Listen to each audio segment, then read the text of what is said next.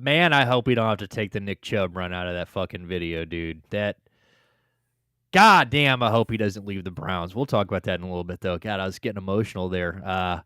What's up, everybody? Welcome to Derelict Sports. Happy Hump Day, motherfuckers. Hump Day. Been a minute. We weren't live on Monday, had some internet issues, and then Friday we took the night. I believe, no, were we? Yeah, we weren't live Friday. Or were we live Friday? We were live Friday. Yeah, we were live Friday. Who knows? It's been a long day, been a long weekend. Been a long start to this week. So hope you guys are having a great start to this week. But thank you guys for joining in at Derelict Sports. I'm your boy Nick, and then obviously we got Dale. We're going to be hanging out with you the next couple hours, talking some shit. Front office should be here at some point too, I believe. So we should be graced by the front office's presence. We were going to start off. We had the show planned out, ready to go. And I just opened up Twitter, and we're going to take a quick detour for 40 seconds because, oh my God, Shaden Sharp just dunked on. I mean, this is one of the nastiest things I'm ever gonna see. Oh my God! Yeah, I know I ruined it. I'll watch it in real. This is good, bro. Oh my God! I opened this and like the first comment is like, I just jumped off the fucking couch. Look at this shit. Do it with no sound, obviously. Steal. Look at this. Ah! Ah! He couldn't even land on his feet, Dale. He blew an ankle. Holy shit. Jesus. That is, wow.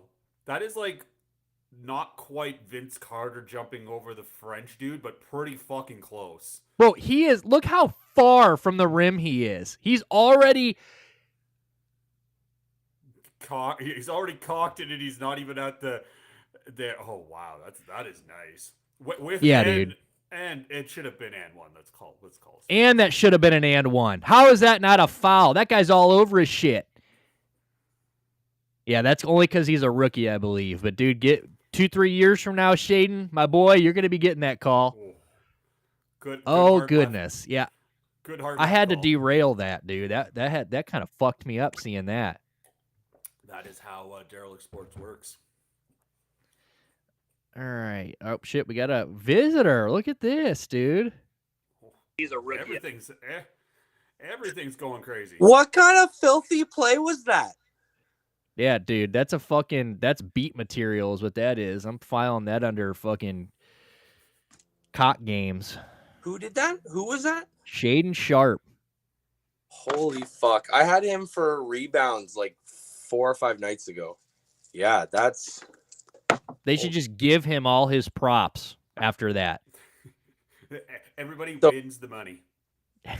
He's on my steal. Sorry, betting is off limits tonight. Shaden Sharp just broke fucking NBA. So we're all everyone gets money. Woo! Plus 100 odds. Thanks, Shaden. You filthy bitch. I just opened it up again. I just refreshed Twitter. It's like the first 4 posts. So he just... Oh, yeah. So we still follow each other on Twitter, but can you send that to me on IG? Because I definitely want to repost that shit. Yeah, I'll definitely post that. Hell yeah. All right. Well, good shit. Well, like I said, we had the show planned out and I had to open up with that real quick. But now we will get back on track. And that is... What the fuck were we even going to talk about first? We had NFL first. Oh, we were going to talk about Luka. We'll talk about the game last night. All right, so last night, Luka, Mavericks, great game in LA. Maybe not as high scoring from Luka as everybody thought it was going to be. I saw Underdog today was going to start toning it down a little bit on his over-unders because they're giving you overs and unders of like 30.5 last night and shit like that, which, I think everybody took. I think everybody and their mom. Well, actually, I actually saw a lot of people who were like immediately hit the under on that. You hit the under? Love that. See, we should have done that. And if you did that, congratulations. If not, like us, is what it is.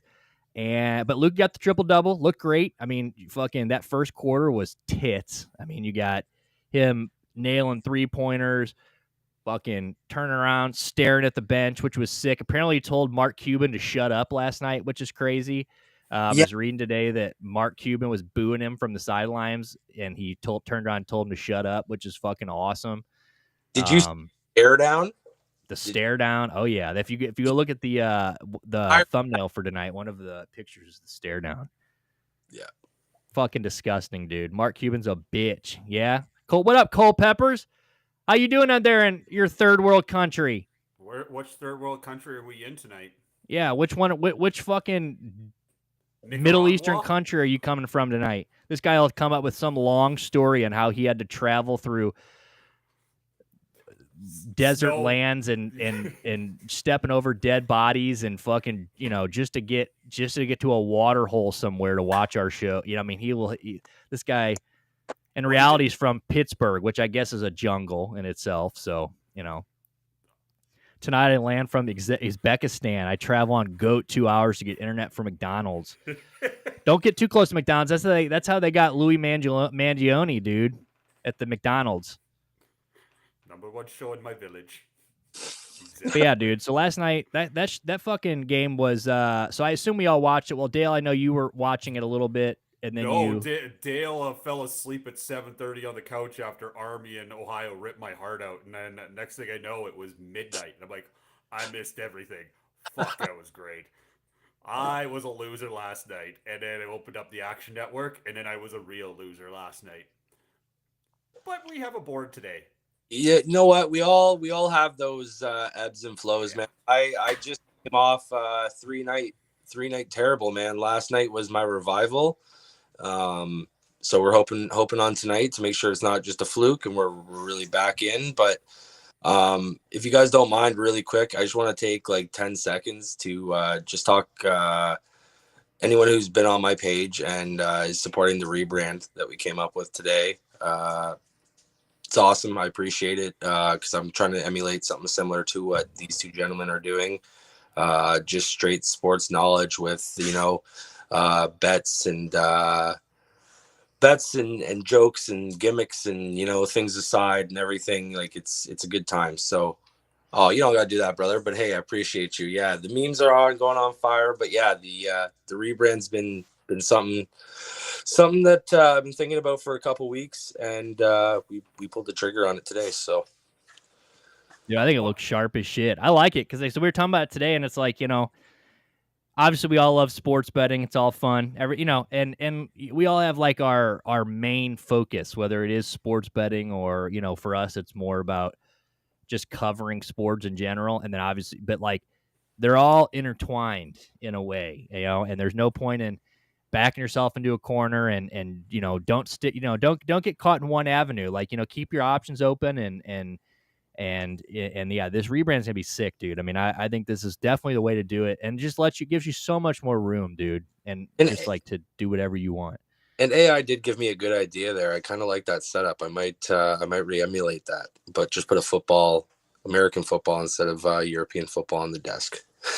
Yeah, it looks clean, dude, and I like it. Really? I think this is gonna be exciting. So, tell us a little about it. Are you going to start like shooting? Well, I know you said you're trying to get into the shooting live and stuff like this, but I mean, you're going to start doing like short videos and stuff for just. Yeah, so like I've already been doing that, but it's been a lot of like bet related stuff. So yeah, I'm gonna start, even if it's just a closed podcast for myself. Try to get more comfortable on the mic, have a good setup like what you got going on, Nick, and then from there, try to basically just from the live banter that I just try to go off of and bringing up feeds and stats and whatnot, seeing what narrative I can kind of make and start editing and getting like the Pat Riley clip that you edited down from Friday or Thursday, like right. That's a great edit. I want to start doing stuff like that and then shift it into actually start promoting it and basically use that as like a catalyst to promote it as if it's a best of clip before I've even had the show. Right. Yeah, I love that, man. I mean, like I said, it's we did it. So for the first, because I've been doing this now, 2-3 years now, and I told you we've changed our name and different people and stuff like that. And yeah, for the first year and a half I did this, it was never live. It was just we shot the podcast and then released it. So if you just kind of, and even restream the site we're on right now, they have a thing you can do that too, where you can just shoot offline and then upload it. And yeah, that you do that a bunch, you will get, when we transitioned to live, obviously it was a little bit different, and it did take a little bit of time to like get used to being live and how to like, space the show out, not be so awkward live. But dude, it makes the transition so much fucking easier. Like you get over there and you're just like, after you realize that in reality, like if you just ignore the people that are out, act like nobody's watching, and you're just shooting the show like you used to, like it's the same thing. Like one of the best things that we have is like we're just somehow friends, of which we don't understand how. And yeah, can I ask that? How did that happen? Like, how did you guys meet? Ooh, would you like you? So yeah, go ahead. So I was on Kick one night, and I watch enough slot streams and that, and I just literally wanted to find something sports related, just something, and I stumble upon Moron Head here. And so they were talking. So and then I didn't know him from a hole in the ground, and they're talking about the Steelers and Browns game, and I was like, yeah, I kind of like the Steelers +3. Like I'm like, wow. Now laughing, I'm like, well, wish I would have made a better first impression. So, but then I became, Culpepper's his #1 fan, but I was probably realistically real #1 fan. Culpepper's, and then when it rebranded, I just kind of got asked to like pop on, and then it just became like a one-off to doing once a week to now doing it all the time. It's awesome. Yeah, man. It was literally just a Kick follower. Like this started when he used to just come in and be a chatter in our show every time. That was all it was. And it was like I was like going through my divorce. Like I was in a rough. I just needed escape. Some camaraderie, dude. Exactly. Camaraderie. Just wanted to be with the boys, and then it just organically grew, and now, we are. What did we figure? I think we're 3,000 kilometers away. It's only a 24-hour drive to St. Louis from Drumheller. Can we convert that really quick for the Americans? I think that's 1.37 thousand miles. Is that right? It's kilometers, dude. I thought it was funny. I was watching a video yesterday where somebody was like, they were talking at all kilometers. They go, unless you use that American mile.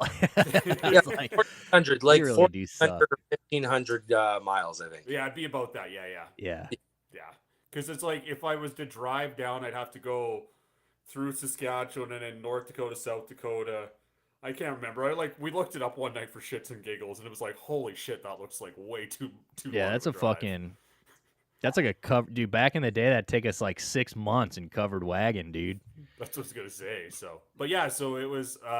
We don't know each other from a hole in the ground besides here, and we've made something special, and like we get big, we don't get big. Like the both of us are gonna enjoy. We both just enjoy coming on here and talking the shit and enjoying life.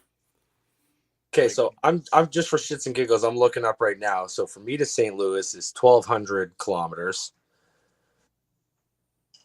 And I'm just going to put in Saskatchewan. Put in Calgary because I'm like an hour and a half from Calgary. Okay. Calgary's going to be a lot further from me. Oh, yeah. Calgary's going to be a lot further from me. You're going to have a lot. That's a good 2-day drive. Yeah. While you're looking that up, by the way, we just got UFC news. So if you guys didn't know, a couple days ago, Dan Hooker pulled out of the co-main event this weekend versus Justin Gaethje, and they just announced that Rafael Fiziev will be stepping in and fighting this weekend. Justin Gaethje was obviously always going to stay on the card, so this is a rematch. Should be a banger, but still not as fun as the other one. So that is your new UFC 13 co-main event as of 1 minute ago. Nice. I do want to say really quick, like I've been off the UFC, so I'm gonna be just listening to you guys when you talk about the fights, paying attention to slips, try to get myself back into, obviously watch the fights themselves, but I got to get myself back into that universe. My buddy was talking to me about it today and asking if I had slips for Friday, and I was like, I don't got nothing, man. So Yeah, I got you. If there's one thing that we've always said we got to cover it more because I mean, like I said, Franks, who comes in the chat all the time, big UFC guy, big MMA guy, and I've always been a big MMA guy. So I was thinking on Friday that this Friday we'll probably do we'll probably look at the card, do a little breakdown, do some predictions, shit like that on Friday. Because UFC 13th Saturday. Well, actually, no, is it this Saturday yeah, it is this Saturday because last weekend was the Henry Cejudo. So I believe it's this Saturday. Yeah, it should be a good one. I mean, the main event is what is you fucking main event at UFC 13? It's funny, I should know this, but I don't. UFC. Oh, it's Ankalev and UFC or Alex Pereira, I believe. 313 UFC 3. Yep, Pereira. So Chama versus Magomed Ankalev. So that should be a good one. A lot of people think he's gonna be the guy that takes out Alex Pereira, but we will see. That's all UFC news ahead. I just saw that came up and do that. Also, we gotta at least mention it. Rest in peace to NBA Centel, dude. Gone. It's one of the best Twitter pages of all time. Many a times have reporters gotten wrapped into some shit that NBA Centel, if you guys don't know what it is, it's a parody NBA Central account. And over the years, it has the only difference is Central and Centel. And over the years, so many people have, I think just the other day, McAfee or Colin Cowherd, they make these crazy news reports, but they type them up like they are extremely real. They give you a source, all this stuff. And many a times have ESPN and people like just taken that as their word, not looked at see if it was Centel, and then it reported it on TV in front of millions of people, and then they get Centelled is what they called it. So they've been around for years. They had like 1 million followers. So is it like the Onion but for sports news, basically? Basically, so it's basically just but they try to make it as legit as possible. And like it was funny, like 3 days ago they made a post talking about Paul George not having to step away from podcasting to focus on winning basketball games, and then like 3 days later he actually has to do it. So their last big NBA Centel bomb turns out to be true. So like what an end for those boys. They just made a joke about Paul George having to step away from podcasting. And then today he actually announced he was stepping away for podcasting because he's like, I came to Philadelphia and said I wanted to win a championship, and I still believe. Brother, you are 20-37, okay? You guys do not want to win any more games. You want to fucking lose at this point, Paul. Shh, don't tell people. God damn, playoff P. Don't be telling people, man. I'm just saying, dude. Like, I just think that's so fucking funny. He's like, yeah, we're 20-37. We're not even sniffing the ass of the playoffs. Do we remember when I was like, hey, over here, hey, if you want to be a playoff team, you got to go beat the Bulls. They're the team you have to catch. And they lose by like 40? Dude, they are embarrassing. And Paul George sucks. Like, I don't give a fuck what anybody says. He's washed his shit. Like, don't get me wrong, I loved the guy back in the day. Loved him in Indy. Loved him in OKC, But I have no problem with Paul George. I just think that he's kind of corny. I thought the playoff P thing was funny. He's like a Jimmy Butler to me. Jimmy Butler has done more in his career than Paul George has. And even he is like, the whole playoff Jimmy thing. Like, he never did dick. Now I call him playoff Jimmy. Playoff P. I thought it was funny when he gave him himself that name, but yeah, fuck Paul George. So I think it's funny that he's decided, yeah, we're not gonna get the pod or whatever it's called anymore because he's decided at 20-37 he needs to focus on the team. So where they're gonna have to go 23-6 down the stretch to get into the playoffs. To get into a playoff. Girls. Just ridiculous, dude. Ridiculous. Well, let's kind of get back to where. So when we opened up here, let's kind of talk before because I want to, we'll get out of basketball eventually. But let's talk about that game last night. So obviously you fell asleep. That's where we left off. You fell asleep because you went into your depression slumber after we went 0-5 yesterday, which was very hard, don't get me wrong. But I posted that on Twitter, or I posted on our story today. Look, there's one motherfucking thing that people don't, and Dale said this the other day. It's one thing to be a guy that just posts bets all the time under a fucking page that has an emblem as the picture. And, when you're wrong, you don't have to say shit. You never put your face out there. Obviously different for guys in our group because they put their pictures of that, but then they go live. They show their faces. You see the face behind the goddamn bet. Super easy to tell people, oh, go spend your money on that shit. We know what we're talking about. And then when they lose, they don't say anything about it. Okay, we went 0-5 yesterday. We got fingered yesterday, okay? Dry fingered. And we're going to be open with you. We got fucked from behind, 0-5. So, that's the way you got to do it. I think transparency is real. And you never want to be that bet page. Just, I think that's the thing with those bet pages, right? You go on there and they're like, we never fucking lose. All they do is they're fucking, all they do is post wins, which I guess if you're running the business, that's what you want to do. But I think transparency is a nice thing. I like when people show their losses. Like, yeah, we're human. We'll get them back tomorrow. Michigan State's doing good.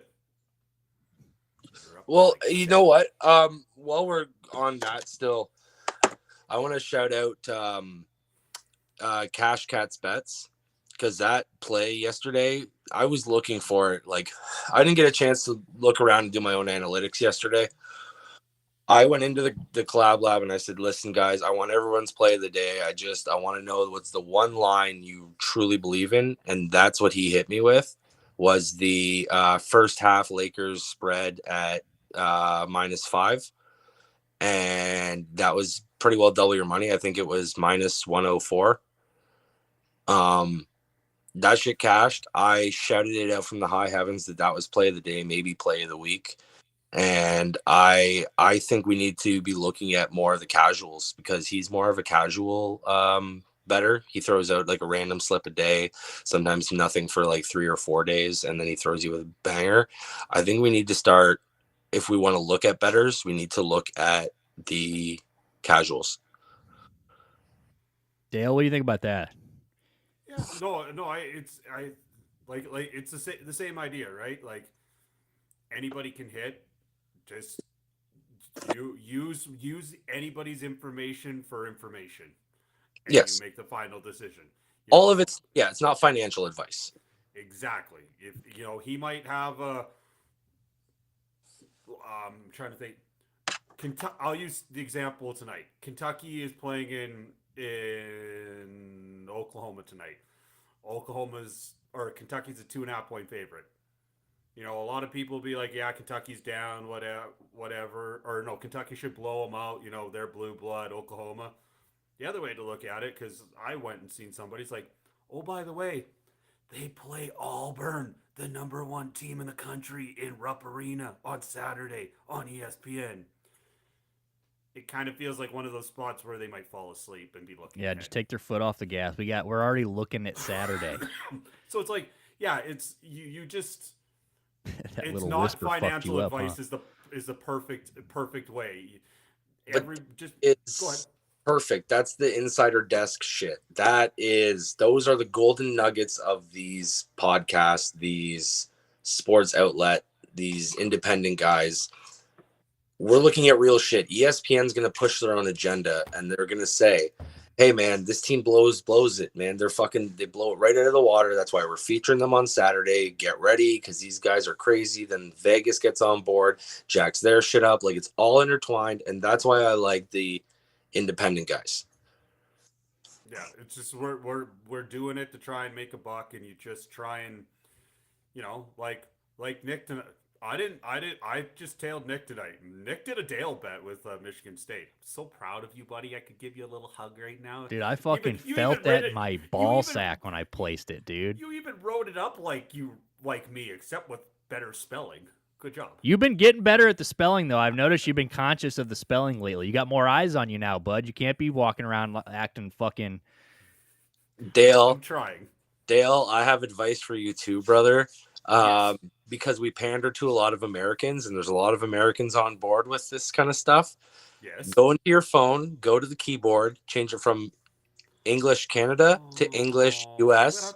Color is going to be spelled wrong. Honors color without a U. Wrong. I know. What? Because tell me how it's the Oh. Colorado, and Yep. it's got the word color in there the way they spell it. Why isn't it Colorado?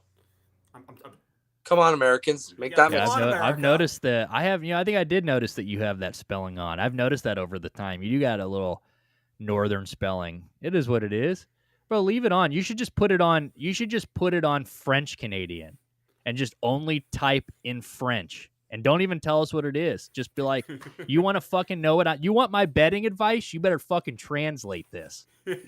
Je suis Madame Grand Slip. Dude. I would literally just block him. I'd be like, yeah, to that guy that Dale that used to be here. Good guy. Don't know where he went. Have no idea. Just fell out to face the earth. Good guy, though. Good guy. I think Real good guy. Chilling in an igloo now, probably. But yeah, but when it comes down to like bets like that, dude, every time Dale talks about these games, I always say, like, we didn't have to go and find the old diamond in the rough, right? The diamond in the rough dusted himself off and jumped into my lap. That's what happened here. Like, Dale just showed up one day and just started spewing Maction lines and fucking games that no one watches. We're talking about the Patriot. He's talking about, oh, they're third in the goddamn Patriot League, which isn't even real.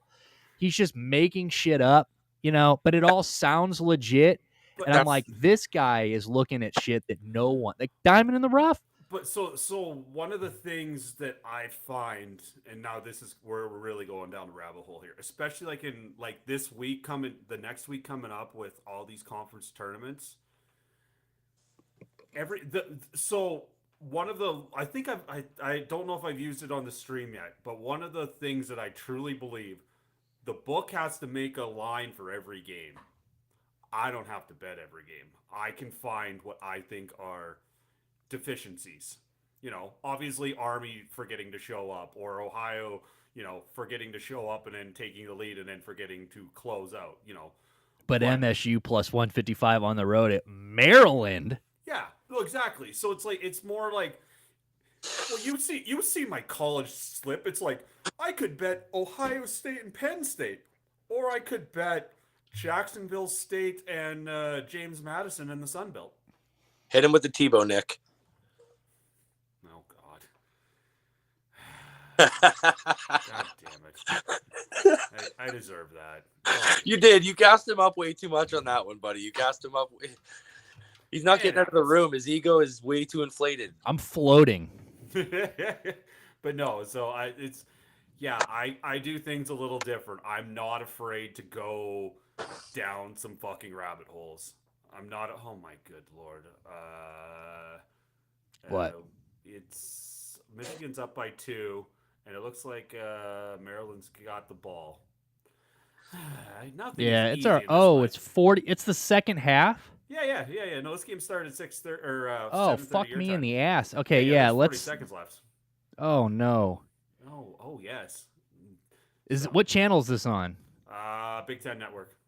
Oh, fuck me. I don't even think I have that. Oh, maybe I do. I don't know. Yo, Nick, incoming on your IG, buddy. So. I don't know if you're going to be able to find it, but good luck. I'll see what I can for you. See, hold on. I'm trying to. Oh, so fuck I'll me, spin dude. it back. So, I meant- so do you think the the Luka thing was good? Like, it was kind of what you thought it was going to be? Yeah, like, to be honest, like, Luka hasn't hit these kind of numbers. Like, he hit plus 20 in one game so far as a Laker.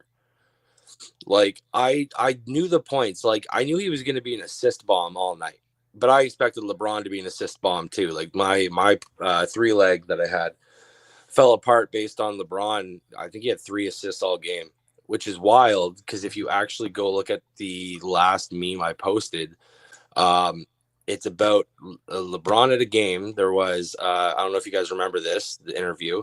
There was someone saying, one more rebound, one more. And he's showing his bet slip to LeBron live. Oh, yeah. And the guy went and got the fucking rebound. Yeah, that was so sick. Legendary, man. Legendary. If I was there last night, I would have been like, 3 more assists. Share the fucking ball, man. Yeah, dude. That is such a legendary moment. Shout out to LeBron for that, dude. LeBron's the guy. He's the GOAT, dude. And we won't get into it. King James. By the way, Orlando Magic. Shout out to Orlando Magic, who are playing. No, they played the Cavs last night, so we can shout them out. But they just tweeted #FreeCentel. Let's fucking go, baby. Let's fucking go, NBA. That's the way to go, right? Are they stopping because of litigation, or like what's going on? So apparently, from what I'm understanding, is that NBA Central finally got them shut down because, like, you know, they're not. I think that like they're considered fake news. You know, they're like spreading fake information, basically. Like, so I think that's kind of, and they've gotten so big over the last couple of years that, like, I mean, you regularly see people on like ESPN, Fox Sports 1, you know, you see them get tricked by these things, and then they're reporting this, and then it blows up, and it's always hilarious for fans. But you know, like it's like every few minutes a team will post about it, and like just the last team that posted about it was a happy one. It was when you don't have to worry about getting centelled anymore, and it was all the NBA guys jumping around, happy and excited. So like you could tell there's a mixed reaction to this from NBA teams. Some are like legendary, some are like, thank God we don't have to worry about this shit anymore. So I guess NBA Central probably got them shut down. Well, I mean, they back though. Step too far, right? Like they could have been like, oh, you know, Tyrese Maxey just got arrested on a DUI, right? And then all of a sudden, like all like stocks and faith in him goes right out the window. Like anyone can report anything, right? Yes! He fucking hit it from half court. Yes! Winner? Michigan State just hit it from half court at the buzzer to win. Woo! Let's go! Woo! Let's fucking go! Woo! Dude, let's go. 58-55. Fuck Maryland, dude. We don't give a shit. So I don't get emotional that often, but yeah, that one felt good. FanDuel fucked up tonight too, by the way, boys. I found the flaw of the night. It was Brooklyn Nets for +16 against SGA and no one fucking else. Yeah. Hartenstein hasn't been doing shit. Like, a bunch of these guys haven't been doing shit. Yeah, that's a pretty good one. +16. Well, we just lost a 16.5 one yesterday. That made me sick, but let's fucking go, Michigan State, dude. Let's go. I gotta try to find the hold on, MSU. With that, fuck MSU, baby. Let's find the fucking half quarter, and we'll two steps inside half court. Oh, baby, we've already got it pulled up. Hold on. Sorry, I might have startled you guys, but no, I saw the look on your dude. That shit gets me hard, dude. And I had to like clinch the. Oh fuck! I missed the shot. First. That's okay. Had to clinch the three being short. Holy! Let's go!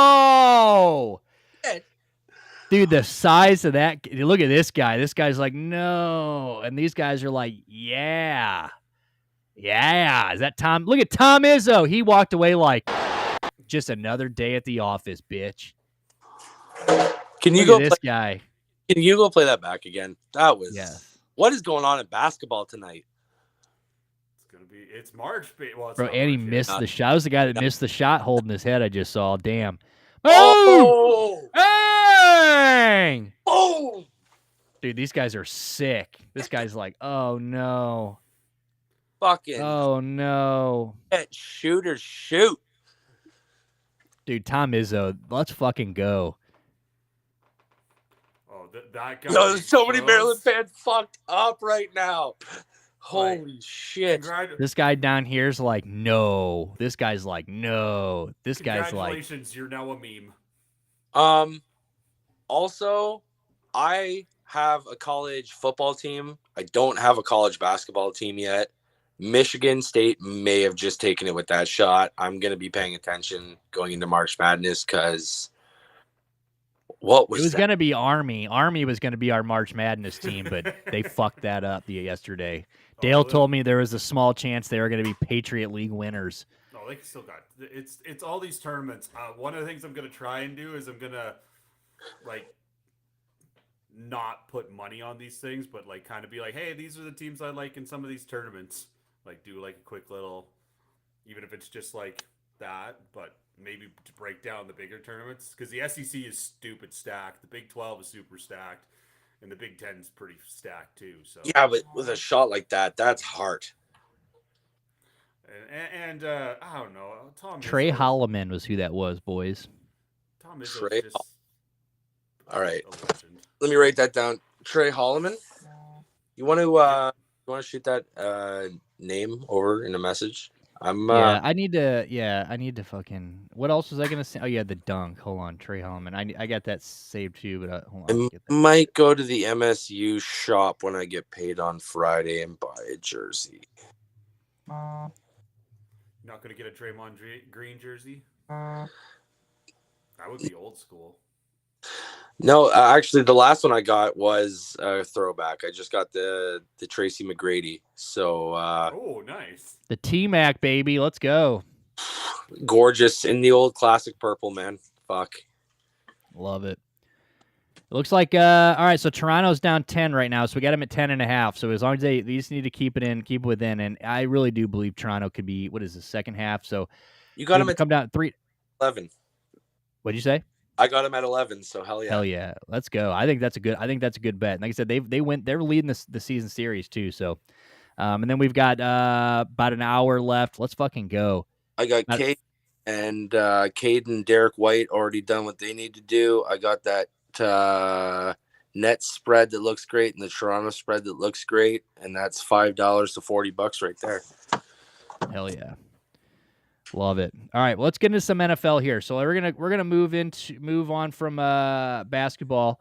We spent about 40 minutes. I guess front office should be here at some point. You haven't met him. It's my front office. He's the other guy, our guy in the chair. He's been with me since the beginning. The shadow. So, the shadow. He should be here at some point. When's butthole judge coming in too? I need to meet him. Oh, Yiddy man. Oh, he we need to get him set. He's working fucking midnights now. I was just talking to him about an hour ago. I was talking about Detroit busting fucking I don't know what the score is now, but Boston, they were beating the shit out of Boston earlier. I think it's a little closer now, but yeah, I still talk to him every day. He just needs to get his schedule is so fucked now. It used to be so good because the nights we did it, he was off, had nothing to do. Yeah. Now he has to work. So it's like, but yeah, he will be here. We were talking bets last night. He was sending me all his slips that missed by one last night. And he was like, man, fuck PJ Washington. He's like, all this bitch wants to do is have kids. I can just hear Yiddy going off about. Yeah, dude, it was so funny. He was at work. And he was like, man, I'm about to trash I don't know. I forget what he does exactly, but he's like, I'm about to trash my patient's room. I'm fucking pissed. I get to see him. He just like, they're like, sir, what are you doing? He's like pulling out his ski mask and he's like putting it on. He's just like going on to demon time, dude. Fucking shout out to Yiddy man, bro. If you guys aren't following him on TikTok, if you guys have TikTok and you are not following at Yiddy Lunch, you're fucking up. So make sure you guys go over there and follow him at Yiddy Lunch.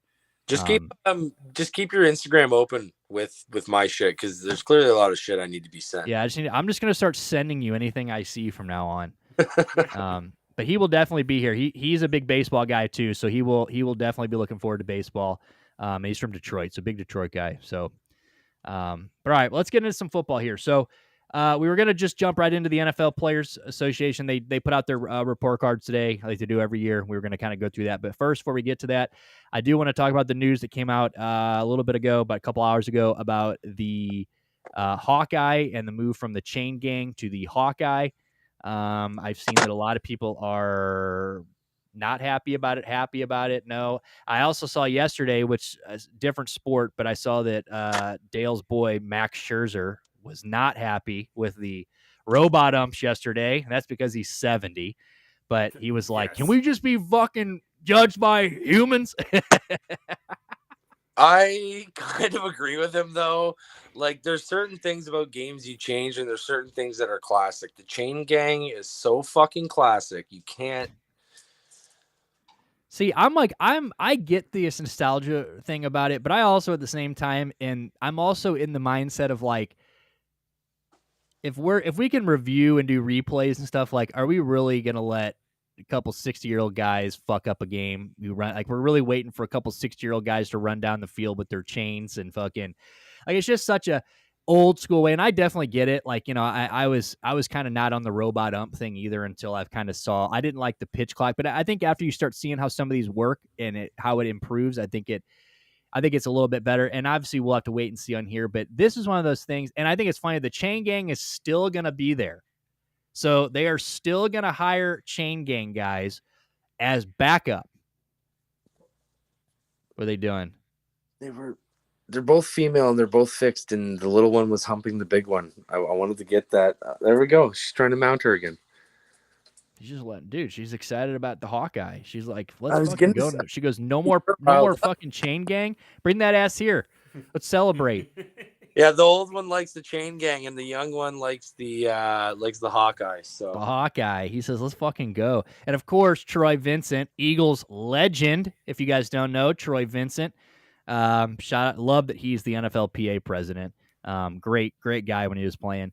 But he says, beginning next season, NFL expect to replace the chains, which are used to indicate lines gain a series of downs, with the Hawkeye virtual measurement, which I looked in earlier. They've actually been using Hawkeye for like reviews, like replays and stuff this whole time, like for the last couple of years. Hawkeye has already been implemented into the NFL. I had this pulled up and I exited out of it a minute ago, but if you actually type in Hawkeye NFL, it'll bring up NFL. Go ahead. You gotta not remind people about that. Don't remind the 49er fans. Oh yeah. No, yeah, you're right. Don't. Take it easy. You remember that game. This is what it says. It says Hawkeye. So this is what they use it for now. And this is in 2021, 2022. So it says NFL uses Hawkeye Innovation Synchronized Multi-Angle Replay Technology, or SMART, system to combine all available live video feeds from the NFL broadcast partners in one place. So the technology gives NFL replay officials quick access to multiple angles of a play to make faster, more accurate replay decisions. So they're already using Hawkeye. This must be, when they go in, they do the review, they review a play. This is what they're using. So it looks like they're just expanding it, and they're going to now use it for the chain gang. So it says Mike Garafolo, who is a kind of a goofy guy, says among the interesting items from the NFL football ops session with media, the Hawkeye virtual measurement for line to gain is slated to replace the chain gang in the regular season 2025. The chain gang will remain on sidelines as backup. Boy, what a easy job. If anybody can find me an application on how to be a chain gang backup so I can stand there in my dumbass fucking vest for 4 quarters holding my chain and do nothing and collect a paycheck, send it my way, because that's sick. And if we could do it in Philadelphia so we can chill and talk it up with Sirianni and Big Dom, that would be great. Yes, straight up. And don't put me in Cleveland, because I will get arrested. So don't put me on the Cleveland sideline. We'll get to them in a little bit, fucking pussies. Like I say, if we have to take the goddamn Chubb out of there, I'm going to kill myself. Oh, sorry, YouTube. I'm going to cease to exist. So this, I hate that we're on YouTube. I'm so used to being on Kick, where we're just like, I can pull my dick out if I want to. So this means all measurements for the line of scrimmage will be determined virtually, though the official will still place the ball in the field, thankfully. Thank God we still have the official to run out there and place the ball down. Thank God. So, for example, said technology could overturn a call on the field regarding whether a ball carrier reached the line again. So we all know this. I mean, obviously, this is really, we know what it does. But we already kind of see what playoff feels about it. What do you feel about it, Dale? Do you think this is a kind of like baseball? I mean, I know you're a big baseball guy. Do you... like I said, I didn't like the pitch clock and stuff. I was like, oh, if you guys don't like baseball the way it's been played for 100 years, then fucking fuck off. Like, baseball's always been slow. If you don't like it, don't watch it. But then then we get that in there, and it really doesn't change the game too much, and it kind of is a positive to me. So, but how do you feel about this? And then I guess you can kind of tie it into the baseball thing too. Yeah, I think it's inevitable. Like, I find it delightfully ironic that they still have to have the chain gang on the field just in case it fucks up. Like, that's what makes it so stupid, right? That's what makes the people. That's what people who hate it are like. See, it doesn't even work all the time. I understand why, because technology fails sometimes, but it's kind of like, well, if they're already there, why weren't not do it on Monday? What was that? Sorry. Why weren't you guys on Monday? That's right. Little fucking technology issues. So I'm saying internet issues.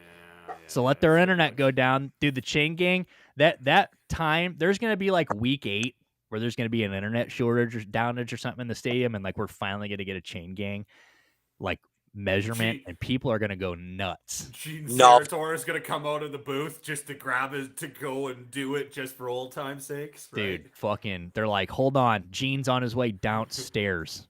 new Sarator's almost here. new novelty prop. Will the chain gang appear on the field? Plus 14 odds. Dude, honestly, there's probably some of these fucking. There's been so many betting apps in that group that I've seen people use. Like you talking about, look, you want to talk about some degens, baby. These guys will find a promo code through. I mean, if they lost eyesight, they'd still find them. It's unreal. Like these guys are like, yeah, I just fucking clicked on a link, and next thing I know, I put $1 and I got $6,000 worth of free shit, and I fucking. Now they're not even, they're like bet tokens. These guys are on things where they're like betting coins and shit. Like, I'm like, these guys are impressive. Like these guys, like last night, I think it was not Dirk Trails, but DGen bets or DGen clips, right? Just turn my camera off. Just turn my camera off. But DGen clip. I'm in his Discord. He had me weeks ago. I joined his Discord. We started doing this.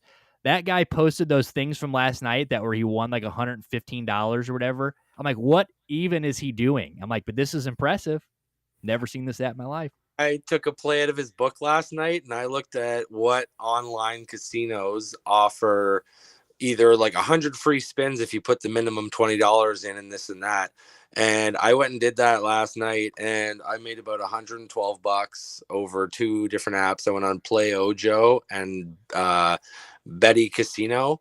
Hopped on those, collected those, withdrew all my winnings plus my original wager I never had to place any money with.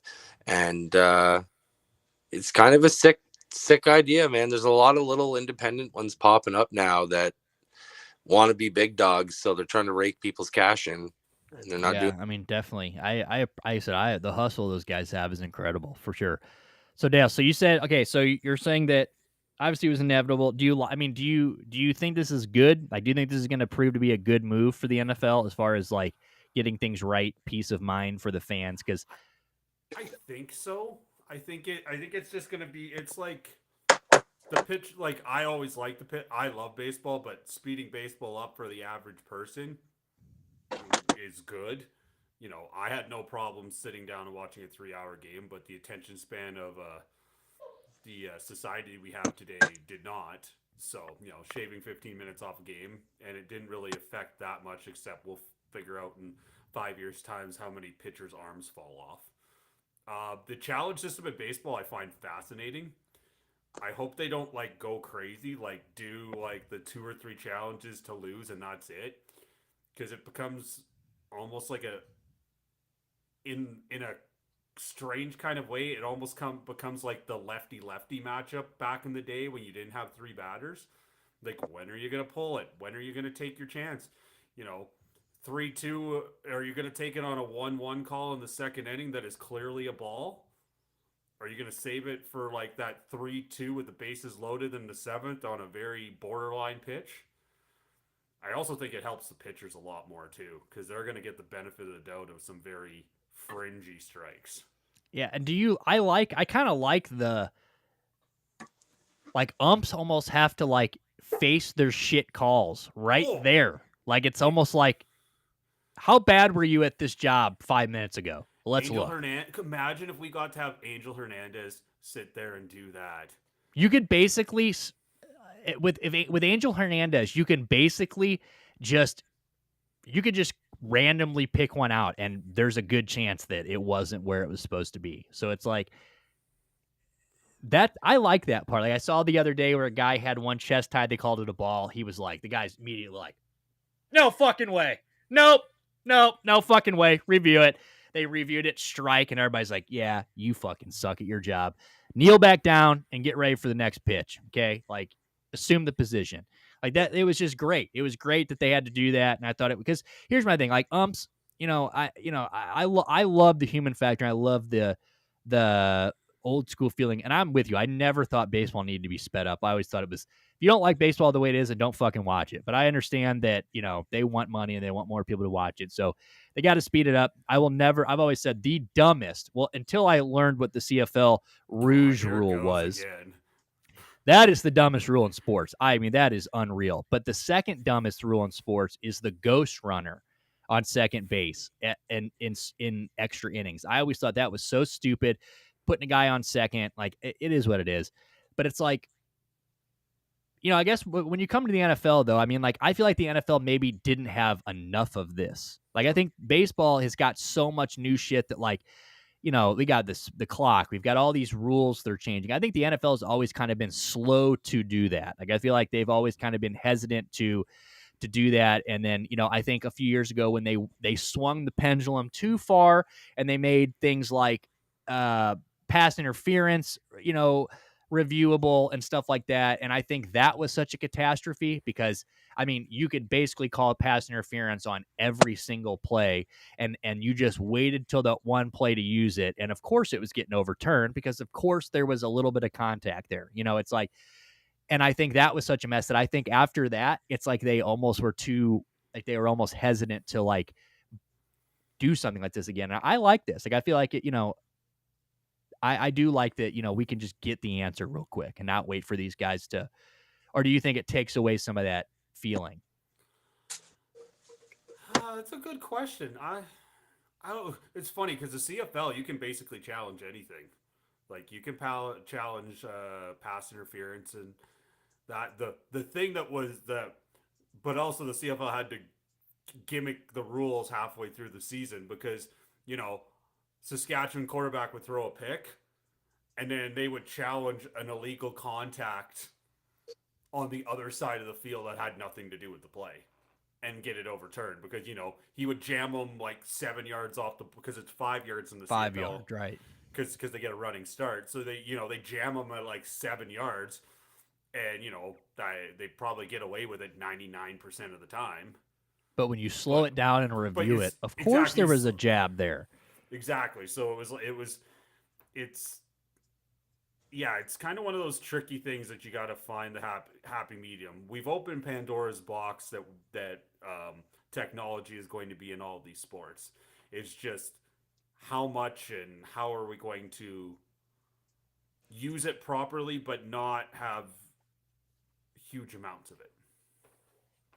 If that makes sense. Yeah, I agree. I mean, because you got to find a medium. I mean, we can't just let it take everything over. But yeah, I mean, it definitely interesting. I mean, it's gonna be interesting to watch this happen. I would assume the first couple weeks there's going to be some kinks worked out. I would assume. I don't know. I mean, I guess maybe I guess preseason they'll use preseason to do that.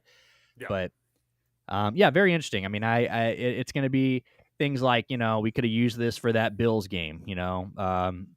Was he short? Was he not short? Stuff like that. And I know a lot of those games, like that's kind of what makes the game for people, like those make or break heartbreak moments. But it's like, for Bills fans, when you're on the other side of that, there's always that instance where you're like, God damn, I wish there was a way to make that for sure. And, was he short? Was he not short on that run with Josh Allen?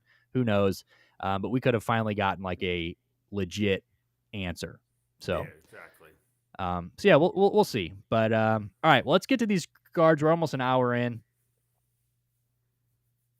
We lost somebody. He's back. No, he's back. All right, so let's. What's up? Sorry, I just wanted to talk about Sirianni at the scout combine. Okay, yeah, that what's going on right now in Indy. Everybody's in Indy right now for the combine scout. Yep. And apparently he said, now I don't know if this is just fluff for online so other people are looking at him so he can like make his real pick. But right now he's got a grade of, I think, 6.28, and it is Kevin Winston Jr., the safety out of Penn State. That's who Sirianni. Nice. He said like in all the interviews, he seemed like the most genuine and like the player that had the heart that could make it in Philly. Yeah, I definitely, yeah. I mean that you can't have enough safety help. I mean, definitely would be nice because then CJ Gardner's, the guys like those are gonna. I could see them letting go of guys like that. Like some of those guys are gonna be or using them as catalyst. Right. Yeah, so that'd be interesting. I can't the draft when the draft gets here. I am gonna be so nervous for that Browns pick that we're gonna do a lot of draft stuff when it comes up. We need to start getting into. I need to figure out. I gotta fill out my. We got 2 people left our dynasty. We got 2 people we need to get in our dynasty because we're starting to draft. We're drafting in our dynasty league the week after the draft this year. We changed it. So I'm in for it. Like I said. No, go ahead. My bad. I need to give you guys a chance. I just ramble sometimes. Just start talking over everybody. No, good. No, it's good. I'm just going to say I'm in for it. Let's do a little bit of this. So, NFLPA, I was hoping the front office is going to be here for this. Let's see what the fuck he says. I know he texted me. What did he say? Yeah, we can wait for the front office. This isn't his jam. Sounds like a plan. On my way home, and I'll be on as soon as I get there. Okay, I'm going to say about to talk. We can spin off, and because I know the front office isn't the biggest baseball guy, we can spin. Yeah, off. we can do. We can save this. We can save this. All right. Well, let's move over to. Let's go to. Okay, we'll save this then, and we'll go to baseball. So before we get it, I got 2 things in baseball. One, obviously, Cleveland Brown owner or Cleveland Indians / Guardians owner Larry Dolan died, 93 years old. We'll get into that here in a minute. Obviously that. Big loss for Cleveland. His kid Paul Dolan's been running the team now for a couple of years, but still, that guy, bought the team in 2000. I guess we can talk about it real quick. But yeah, bought the team in 2000. He took over, he took over in like the golden ages of Cleveland, right? They had just come back from irrelevancy and they had just taken 5. So this is one of the craziest stats to me. And if you go, like, you never think it because if you watch Cleveland games nowadays, but when he took that team over, when Larry Dolan took over the Cleveland Indians back then, they were coming off 5 straight seasons of sellout crowds. Because that's when the Jake was just opened, right? The Jake was just open. It was rocking. That team was good all the time. Good was the dude. The 90s team was fucking, just coming off that 97 World Series, that they went to, that they should have won, obviously. There's so many. That team, the fact that team didn't ever win was crazy. They've got the longest drought in the MLB right now as far as championships. But he takes over the team, and everybody thinks, like, okay, here we go.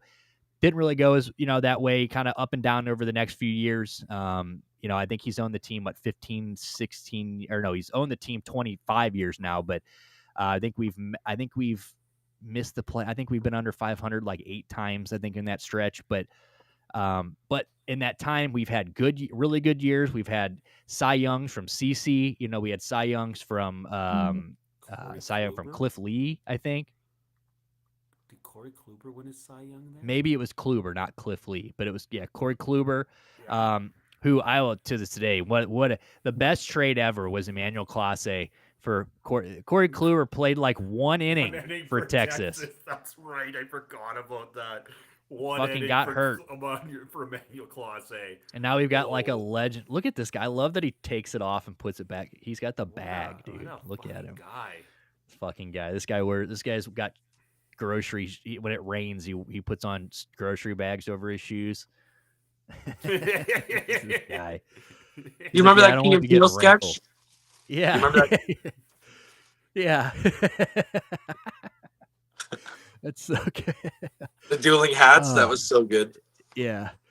But yeah, so, Larry Dolan, for the most part, great owner. I mean, very few owners are that personable. Like, that guy loved the city of Cleveland. The guy he would make it a point to, he'd show up to spring training. He would be down there on the field, talking to all of his players individually, getting to know his players. He would take, the guy's a lawyer by trade. The guy's a very successful lawyer. That's what he made all his money doing.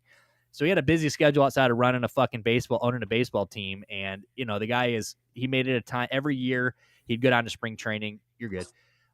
He would take all of his coaching staff, all of his, people out to dinner, make them feel like they were heard, and this wasn't just a rich guy owning a baseball team, right? This guy he cared about the team, cared about the city. and did a great job. I mean, like I said, I think it was it 20? I want to say it was 2015, 16. Around then is when he let Paul Dolan take over because he was starting to get old.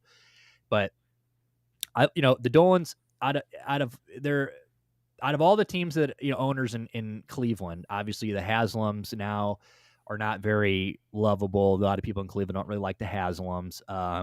Now people love Dan Gilbert. It's funny. I think it's really funny that nowadays Cleveland talks about Dan Gilbert like he's like this prince, and that people don't. I think people forget that there was a time where like people thought Dan Gilbert was a piece of shit. I remember when LeBron left the first time, it was Dan Gilbert drove him out of there type thing. And then when he came back, there was still a little, there was all, Dan Gilbert trashed him when he left, all that stuff. So I think Dan Gilbert has done a very good job at repairing his image, 100%. And he had the kid, was it Nick Gilbert or whatever, the kid that showed up to the, what was the Nick, the guy that ended up dying of, was it Nick Gilbert or? No, I'm not sure. Nick Gilbert. So his kid, Nick Gilbert, he's the guy that did, you'd show up and he would do the draft picks and stuff like that. Lovable kid. He ended up passing away from some sickness. He was had a lot of health issues and stuff. But Larry Dolan, for the most part, has been, and the Dolans have been, they've obviously gotten a little criticism from, they don't spend a lot of money. They don't go out and they don't buy the big names, and when Jose was up for a couple of years ago, everybody was like, no, don't let this guy fucking go, please open up the purse strings. This guy wants to be here. And then he gets the first ever Cleveland, at least under Dolan, I don't know if it's ever, but at least under Dolan, it was the first $100 million contract given out by the Dolans in their history. And afterwards, they asked him, Jose, about it, and he was like, 200, 300 million, there is no difference to me. Cleveland's where I want to be. This is where I want to play. This is my home.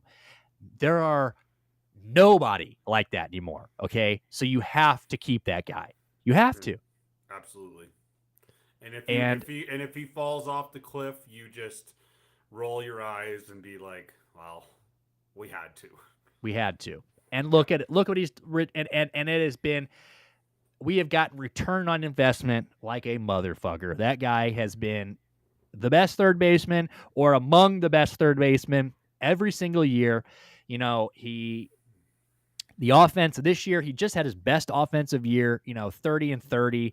Guys, just and they didn't play him at the last because he was he going to get the 40 and 40, I think is what it was he was trying to go for, and I think he missed it by like a bag or something like that. Yep. So it's like the guy big signing for them. So obviously, and Lindor was a big one. When Lindor got traded, everybody's like, that was kind of like, I think one of the boiling points of the, why don't we dish money out?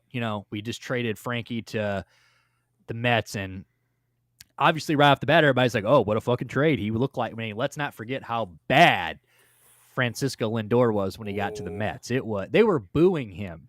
My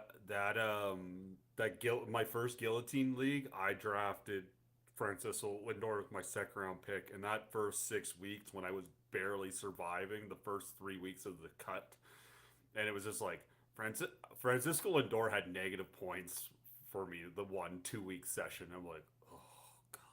Yeah, it's fucking brutal, dude. It's like, it was a brutal stretch. So, obviously people were like, okay, maybe this isn't so bad. Maybe we called, but he's kind of turned it around, and last year damn near an MVP candidate. So, it worked out for everybody, but Paul Dolan, and Larry Dolan,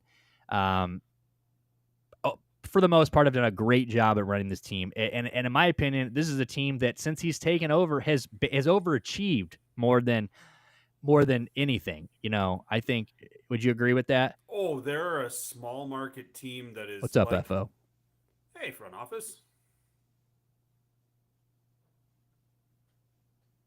Maybe not. All right, well, he's figuring that out. So what were you going to say? So they're a small market team. They're a small, but they are the model, I would say, of drafting, pitching, and producing from within. Like, you want to get a Guardians pitching prospect. like when they was that last year or last year where they were on like their 8th or 9th starter and they were still good. I Like, mean, not, Shane Bieber goes down like his second start of the year. yeah. Tristan McKenzie, who was like supposed to be the guy that, came in and was the next star, that 2 years ago, Tristan McKenzie was a young guy, a lot of upside, comes in last year, gets shelled. And that's because 2 years ago he had so front office is here. Playoffs back. Front office is here. We're waiting to hear from him. He's probably getting his mic figured out. Welcome back, big dog. What's up, brother? But yeah, so they Tristan McKenzie 2 years ago has a shoulder. I think it was a shoulder injury. He decides against the surgery. And obviously it has not been good since then. He should have just taken the fucking surgery, thought he could tough it out, and his arm has just not been the same. So hopefully he's slated to be back in the rotation this year. We'll see. But yeah, like I said, they've always been kind of like they've been overachievers. There was a 3-year stretch there, and like, was it 16, 17, 18, or it was 15, where they won the AL Central 3 years in a row. It's like they've been to the World Series in 16. We've got 4, 5, 6 AL championships. Like the guy has really taken the small marketness and like I said, overachieved. That we've had those 8 under 500 record years, but I think if you look at these teams across the year, you kind of expected that. You maybe expected more of those even, and last year, like you said, they lose pitching and then they are just on a ridiculous. You could have last year, 3/4 of the year into the season, you could have went up to any big baseball fan and been like, name me 5 guys in the Guardians lineup, and they probably couldn't do it. Like, because they're just off the top of my head, it would be, I could do it, but it's not as not as easy as you'd think it would be. Yeah, right. It's not like if you say name 5 Yankees, you go. You just name the first 5 guys in the lineup. Judge, yeah, exactly. You got, and then your pit, yeah, and then, yeah, exactly. So, front office, you there yet? Fucking he's here, but he's not. I can't hear him. This is what happens when we play video games too. He could probably hear us though. Wow. So yeah, so rest in peace to Larry Dolan, 93 years old. I was going to give front office a chance. Well, when he gets here, I'll let him say some shit about it. But yeah, I had to touch on that real quick. We were going to talk about that the other day, Monday, when we went, but we didn't go live, obviously. So passed over the weekend. Rest in peace, Larry. Larry, he says no fucking shit. He's probably losing his goddamn mind. Oh, hold on. I think I saw him writing down here. I'm trying, damn it. I'm gonna say try harder. He's down here in our. Yeah. Hey. Yeah. Try harder. It must suck to have really shitty internet. Hello. There he is. Really? Fuck. Yep. Yeah. No, not really. Son of a bitch. How does it feel to have Canadian Starlink there, asshole? No. So. Well, it's not even the internet, honestly. It's the fact that I unplug this microphone to get it out of the way whenever I'm not using it. And then I plug it back in, and Logitech's like, man, you know what? We need to take 30 fucking minutes to boot up properly. Well, it's good to have you. So, right before we're about to just move on, we actually tucked the NFLPA report card on the ass end so you could be here for that. Also, front office, Playoff Beard. You guys don't know each other. Playoff Beard is I was telling you about him. Front office. He's the guy that reached out, the betting page that reached out at us to the group, and he's been on the show the last week. He's been on 3 times. We've just been welcome to the squad, chatting. Hey, thanks, man. So front office is like I say, our guy in the chair. I've known this, been my best friend since I don't know. Fucking forever. Oh, bless your heart. Damn, dude. I'm blushing over here. You can't even see it. Yeah, I actually think this guy's a homo, but not down here. But wait, real quick before we move on, I have to give my pitch about Tristan McKenzie. Because look, last year was bad. Okay, last year was bad, Tristan McKenzie. But I think if you actually look at the advanced analytics, okay, because Nick hates that I am this kind of guy, but I am a big math nerd, right? So all these advanced analytics tell me that Tristan McKenzie slightly overperformed in 2022, which was his good year. I remember 2023 was when he got hurt. Right. And he missed that season. It was the shoulder injury, and then everything after that was just fucked. Last year, his numbers look strikingly similar actually to what he put up in 2022. I think it was a mix of bad luck. And the one thing that he did really decrease on is the average break on his curveball, which, as you mentioned, is probably from the shoulder injury. Tugging down on that and throwing the curveball the way that he should be is difficult when you have a shoulder problem. So I think that we might see a resurgence. Resurgent? Did I just hear? Did I just hear the word? Yes. Resurgent? No. You heard that right. I think we're going to see Tristan McKenzie get back to the mid 3 ERA. That's what the math's telling you. Yeah, absolutely. That's what the math's telling me, baby. That's what the math's telling me, baby. So was I can't do math, but I love it. So I haven't baseball references, so his FIP had a good FIP, and he was just getting a little bit unlucky along with the angle of his. No, so the statistics that play out in the sport are still not good, but the statistics on his speed, his location, and the average break of the rest of his pitches besides the curveball was good. So his slider didn't lose anything. So his elbow is probably okay. He's still throwing a good cutter, which is one of the things that he's known for, and he mixes in the fastballs pretty well. But he never had super top end speed. But he really relied on painting that curveball, and he couldn't do that last year. Can you say that R word for me again? Resurgence. Resurgence? No, resurgence. Yes, sir. Yes, sir. It's that, coming. Dude. It's coming. I think. Christ, dude. One more thing. Imagine how nice that rotation looks with a healthy Tristan McKenzie. Oh, it's nasty. FanDuel can hear you. What? Oh yeah, no kidding. Yeah. Yeah, don't say that too loud. But good shit. Okay, so before we move on, then, so what else? The reason we were talking about Tristan McKenzie, it was only because we were talking about Larry Dolan and all of the things he's done in his 26 years as owner, and obviously, like we were just kind of talking about how, even though they've had 8 seasons, so he's 26 years or 25 years as an owner, 8 seasons under 500, but you had to expect those. And I think that over the history of the Cleveland Guardians under the Dolan family, I would say that we have overachieved. I think we are an overachieving baseball team. I think that we're a small market, team with one $100 million player, no big name guys. And we're out here winning the AL Central. We're going to the ALCS. We've been to a World Series. We've won the division 3 years in a row in the 2010s. I just think that obviously, and then when he took over the team, you weren't here for this, but when he took over the team, we were coming off those 5-6 straight seasons of sellouts. We just came off, the Jake just opened. We just, the 97 World Series. So we're hot, right? We're one of the hotter teams in baseball. He takes us over. We kind of, over the next 10 years, kind of go on a slide. We're up and down, but we get the CC Sabathia, Cy Young. We've got bright spots there. And then obviously over the last 5 or so years, 10 years, which Paul Dolan has been running the show a little bit more than Larry has because he's gotten older. But I would say that the Dolan era has been pretty good, wouldn't you? Oh, 10,000%. I mean, we are what every small market team wants to be. Routinely competitive. We have been for 20 years. Because, I did interject and say middling when you were talking about CC's Cy Young. But the truth of the matter is that we were an okay team. I'm not sure how many playoffs we actually went to in that time span.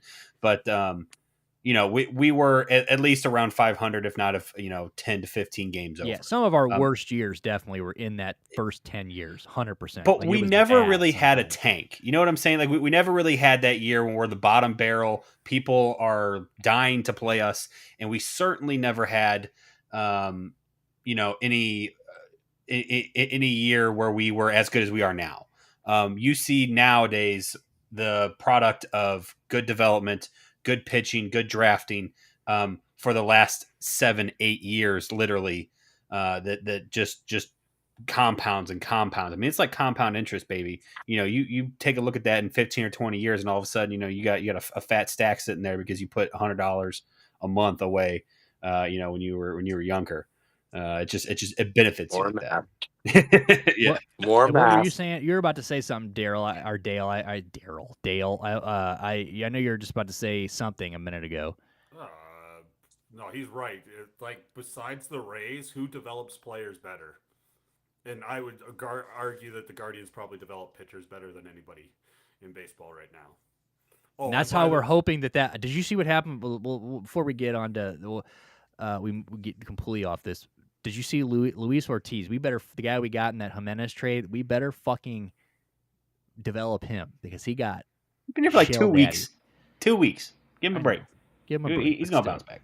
God, that was brutal. One quick thing, because it's our game. So front office travels all over the place. So I have to ask random places in the United States that he's been. Have you been to Reno, Nevada? Straight up, yes. Yep, I have been to Reno. Not my favorite place. Not your favorite place. Fair enough. Rundown asshole. It does sound. Yes, like it is. Sounds by the way, like Toronto didn't hit either. Toronto didn't hit. We missed on Toronto. They lost. They ended up losing by 20. How the fuck did they lose by 20? They were down by 5. Nick, don't bet the Raptors. They're bad. Yeah, that's why I bet the plus spread. Me too. Plus I thought they could hold. I thought they could hold 11. 20? That's a bad. They just bent over and spread, dude. That's all that was. The last 5 minutes, they just got touched. That was my good slip of the day. Fuck all right, me. well, fuck the Toronto Raptors, and yeah, fuck Toronto, honestly, in general for the next few minutes. All right, well, let's get into these these NFLPA cards because we've only got a little bit of time. Well, actually, fuck, we didn't even get into this. God damn it. I'll save this because I've got a Blue Jay. I've got a entire thing on Jeff Passan. Love him. I think he is one of the best names in baseball, one of the best minds in baseball. I love his smirkiness. He's just you just want to slap the shit out of him sometimes, but I love him. He wrote a whole article, him and Buster Only, about how the Blue Jays should approach Vladimir Guerrero's free agency. So we won't get into that because we're going to need this next half hour. So we'll tuck that away for Friday. I might even just send that to you so you can read it too. All right. Let's get into these fucking report cards. So every year, NFLPA, they give us a report card, right? They get the players surveyed. They vote on a lot of different things. Here are all the teams, but here is the grading scale. So anything, obviously, your pretty typical grading scale. If you've ever done a day in school, this should be, nothing new to you. Here's their weighted scale, obviously. So here's how they, how they add up the total score. So 9%, here you got your 6%ers, which is treatment of families, nutritionist, dietitian, 9% food. I'll try to make this a little bigger. Food cafeteria, 9% locker room, 9% training. And then you get down here to like 10% head coach, 15% club owner. So these are all the things to the weighted scale that they're voting on. And we will kind of quickly go through. We're going to go through all of them. We won't click on every single one, but obviously we'll go through the Browns. We'll go through the Eagles. We'll go through, Dale, do you have a team that you would like to? We'll go through Houston. We'll look at Houston. And then break it down by particular like section that they graded. I like that. Yeah, so a lot goes into this. And there was, there's a lot of information here, so we'll kind of go through here fast, but there's teams that, like the Chiefs obviously were one that's funny how they rank like low and owner every year and stuff like that, even though they're like the best team. I did read today that they're cheap. We'll talk about it. All right. So Arizona, treatment of family. Hold on. I just want to make a quick guess. Club owner with the best score, Jerry Jones. He might be. Come the fuck on. Dude, you never know. I'm trying to remember. He's got to be like last or second to last. I think the last owner, the worst owner, I can tell you right now, for fact, I already know this, is the Jets owner. He was ranked the worst. I would have voted Cincinnati. But Cincinnati, I don't think they're much higher. So Arizona, obviously, I mean, maybe we won't go through all these. We'll just kind of cover it. But I mean, like you see teams that you expect to be bad. Like, you expect Arizona to have some D's and F's, obviously. F- for locker room is brutal. Browns have an F- for locker room. I was kind of confused on this. People that were talking about this today had two takeaways, and I guess I'll ask you guys what you guys think about this. So locker room, nobody really knows what they mean on, is it locker room as in like the state of the locker room with players, like the way they feel, or is this locker room as like the facility itself? And I don't think people really knew what they're grading on here as far as like the normal person. So how do you guys take this? Do you take this as like atmosphere of the locker room, or do you take this as the facility? Because you kind of you're going into training room and stuff here. So maybe it's the facility. I think it's facility. Because there's got to be one that's like team like bonding or team training or maybe that's what they mean by families and treatment. Yeah, I mean it's kind of vague on that, so I don't really. Oh, so you can actually Well, let's not do that. And is there an overall grade as well? So yeah, so I will actually pull that up. I had a list. Who was posting that earlier? Who's got? Because if there's an overall, it'd be good to look at the top 5 and the bottom 5. Let me look that up. NFLPA report card. Well, here's a better look. And I like that it's made by the PA too, so it's the players that are grading it. So here's one player. We'll look at this one because this one gives us more of an overall. And then I'm gonna look up the overall grade. Because I know the Browns, they had an F-, but I think they're a C+ is what they graded out as. I don't like how they ranked. Interesting that they gave obviously I went and found the Browns. I'm interested that they gave Kevin a C. Yeah, me too. Haslam getting a C+ kind of makes sense. Overall grade. I want overall. Owner's second. Where is my friends, the Cowgirls? So they're number 10 on the list. Yeah, so they have an B on owner. Okay, that's actually a little low. I feel like Jerry takes care of his people. I really do. I know he takes care of his people, but like look what he did with I always forget his name, Perkins menu guy. The old head coach. Michaels. No, what the fuck was his name? Oh, the ginger dude. Yes. Sunday Night I don't know. They're Garrett, so ass. Garrett? I don't pay attention. Jason Garrett, thank you. No. The one Mike McCarthy, the guy they just got rid of? McCarthy. Yes. Like, look at that. Like, yeah, he treats his people good, but he also makes bad calls and keeps a bum coach like that around for how many years? Doubt. Like, yeah, I do not want to be known as the Jerry Jones defender. So I guess if you click on his team, and by no means am I saying he's a complete piece of dog shit. Him as a human being, yes, he's good. So if they're grading him on his his fair play, his treatment, his well taking care of people, then sure, okay, I understand. I don't know if I'd go a B, maybe a B-, C+, just because of like bad decision making as well. Right. But so they've got if you click on the teams, actually it will tell you the overall. So here actually it is though. So here are the top 5. I'll do top 5, bottom 5. So we'll do bottom 5 first. So we'll start with Pittsburgh. So Pittsburgh we'll go up. So Arizona was the worst one, which we're already on Arizona. So here is Arizona. They're the 32nd ranked team. And here is how they break down. So we've got treatment of facilities. We've got D+, D-. So we'll go over their bad ones. So F- locker room, D- training staff, F weight room, D- ownership. So pretty much shit across the board besides nutrition, dietitian, they get a B. And they actually got a B in travel and an A in head coach. So that's good. I mean, that, as far as what's the coach there? Who is the coach there? That Gagnon? or the guy that had the weird look on his face. Arizona Cardinals head coach Jonathan Gannon. That's what I meant, not Gagnon. Jonathan Gannon. So I think you kind of expect this, obviously, and I mean we don't have to get. I mean they get really. If you guys really want to like read this on your own time, you guys can go find these. And if you guys just type this in, you go to the NFLPA.com. You can really read look all up of this. look up locker room. Look up locker room. Just read what Locker it says room, for that. Yeah, so it is. It's definitely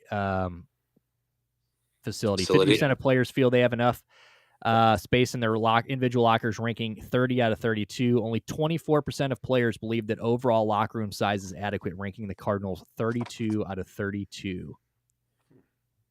So head coach, so we'll read their A. So 92% of players feel their head coach, Jonathan Gannon, used their time efficiently, which is 21 out of 32. That's not bad. Players feel Gannon is highly receptive to locker room feedback, ranking him 7 out of 32. So that's pretty good. So 8th overall out of 32, Jonathan Gannon.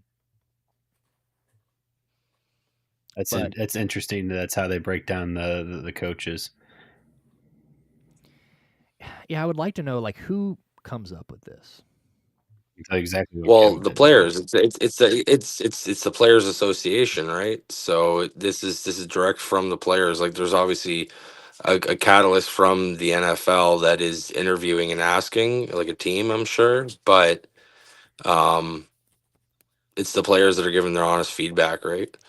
Unless you play for the Miami Dolphins. 31st, after them we got Patriots. The Patriots. What I saw today, I did read today. We'll get into the travel. I saw that today they have their plane. Most of they have no Wi-Fi on their team plane, and all of the seats in their plane still have ashtrays in the armrest. Oh damn! Fuck yeah! Attaboy, Bill Belichick. Make the boys look at their play. I was gonna say, look at their playbook on the flight. So they got an F and weight Joe room. Namath, Joe Namath seat. F and team travel. So yeah, if we go down here to team travel, I'm sure they're going to talk about it. 39% of Patriots players report having a comfortable amount of personal space on team flights, which is 31 out of 32.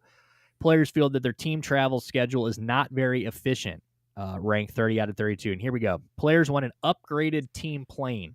The current plane is too small. There is no Wi-Fi available, and there are seats with ashtrays in the armrests. Players specifically responded that our plane is the worst thing, size, space, safety, and it's not conducive to preparedness for athletic performance. So they're worse athletes after getting off this plane. That's kind of good information. Who was this again? The Patriots. Okay, well, I already kind of knew they were kind of ass right now. So, but that's good to know about away games. Look at this. Gerard Mayo, who's not even there anymore, got a B+, and they fired him. 93% of Patriots players feel their former head coach was efficient with their time, and they fired him. So that's going to reflect that on the ownership then in their eyes, right? So ownership was a D. Robert Kraft, average rating. I mean, he's a cocksucker, right? Players feel that Kraft is somewhat committed to building a competitive team. You got to think that, he doesn't give a shit after all that. He's probably ready to check it out. All the Brady era. Does anything stand out to you on this Dale or front office? We already knew the Patriots were a fucking dumpster fire. Yeah, this really doesn't surprise me. All right. Well, third worst. Don't do it. Dun, dun, dun, dun, dun, Scrolling up here. Boom! Bum, bum, Cleveland bum, Browns, bum, 30th out of bum. 32 teams overall. You got to love it. So, we'll just go down to the breakdowns. Treatment of families. We got a D+. Come on, love guys. it. We can do better than that. Food and dining, C-. Nutrition, dietitian, B-. Locker room, F-, which is crazy because what I was reading earlier, like 2 years ago, they gutted those locker rooms, built brand new locker rooms. And shit the bed. It's got to be a size issue. It is a size issue. So that's what they said. That's why we're making a new stadium, right? And these people are pissed about it. Fucking pussies. So training room, D+. We do got an A in weight room because we do got a brand new state-of-the-art weight room this year. So good thing that is an A+. Training, C-. Strength coach, B+. team travel D, head coach C, and then ownership C+. So, Yeah. Go ahead. You already know exactly what I want you to scroll to, so take your time, sweetness.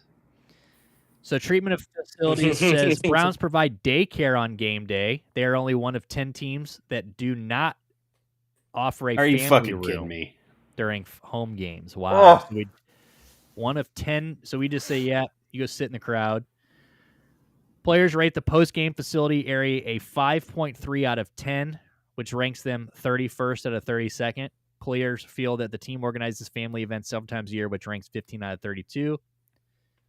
Players believe that coaches' families are treated better than players' families. Good. For example, Nice. the coach's family.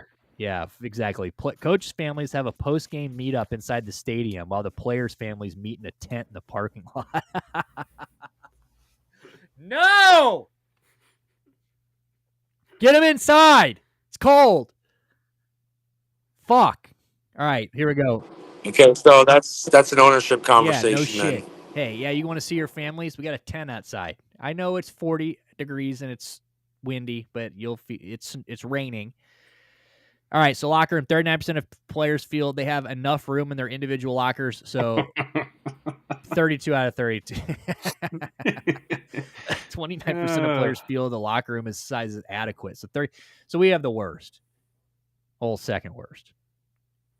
How do you rebuild a locker room and spend all that money to rebuild a locker room and it still gets an F-? That's pathetic. I assume you want to see coach, right? Yeah, of course. Team but travels. No, you're good. I mean, this is all important. I'm glad we have a good strength and yeah, good strength 8. We got a 8th out of 32 weight room. That's good. There we go. Browns built a brand new state-of-the-art weight room this past offseason. So at least we got that one right. We get a family room now.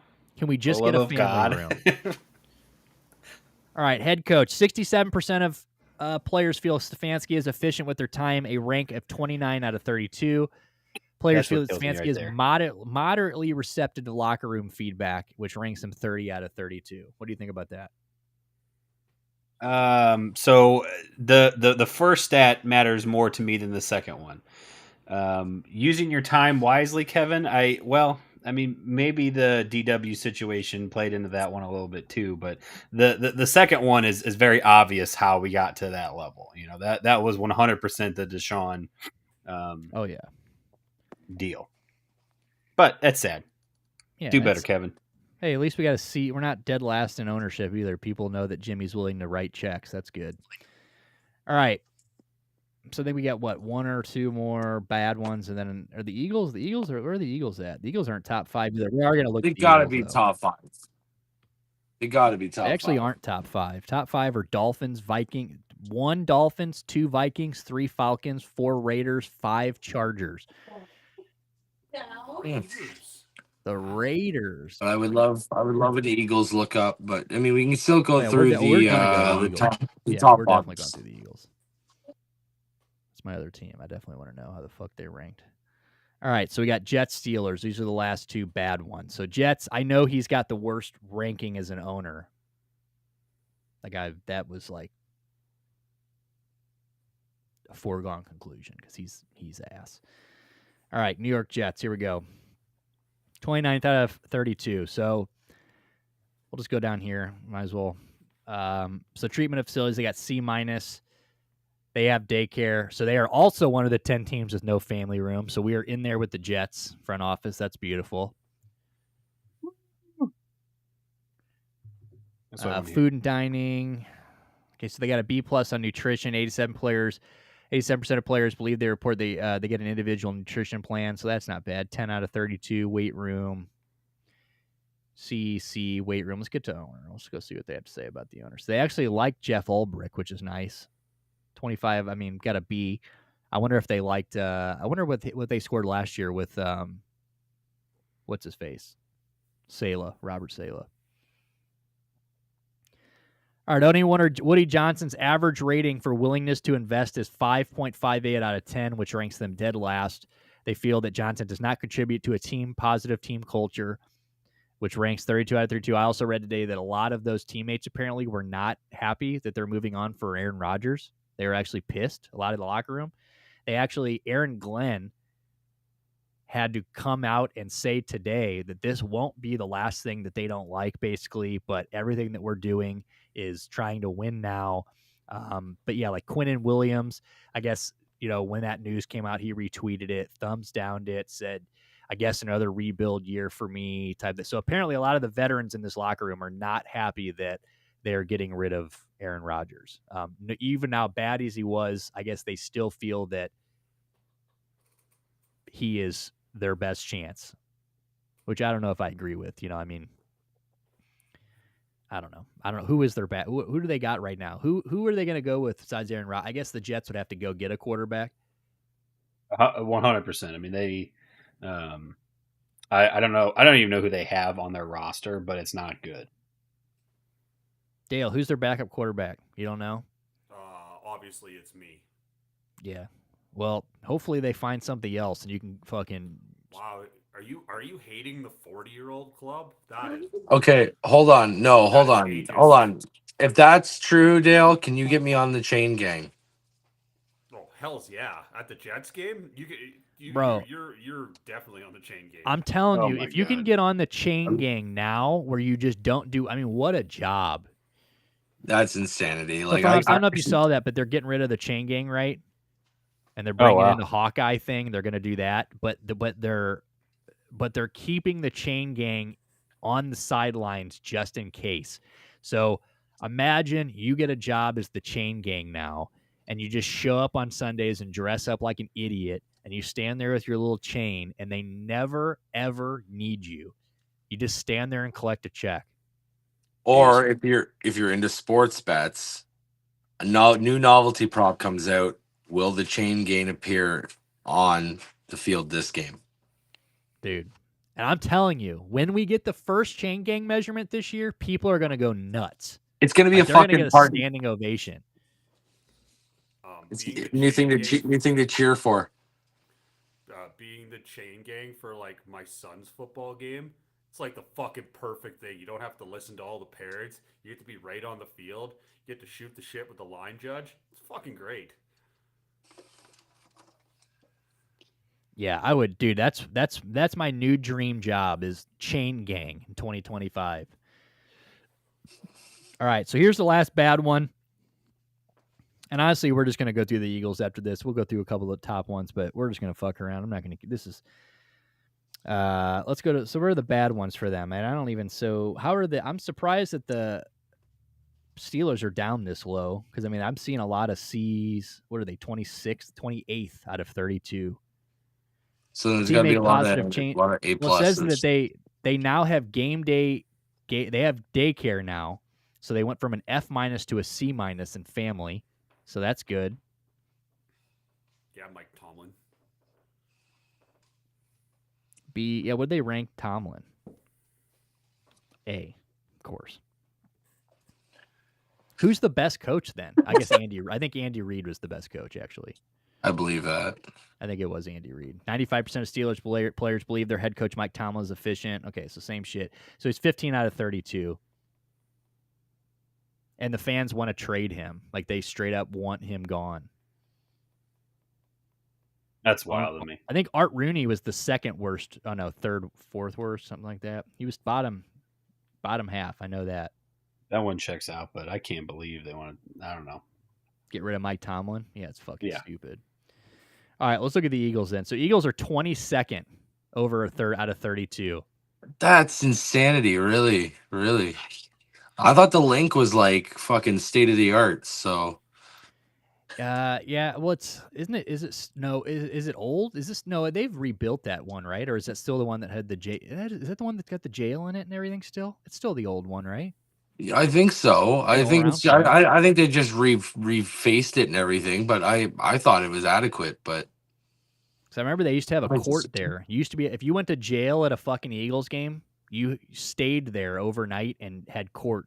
I'm pretty sure you did your thing at Lincoln Financial. Like they had a jail at Lincoln Financial.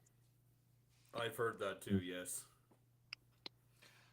Well, wasn't that one of the episodes of Always Sunny in Philadelphia? They go to jail at an Eagles game.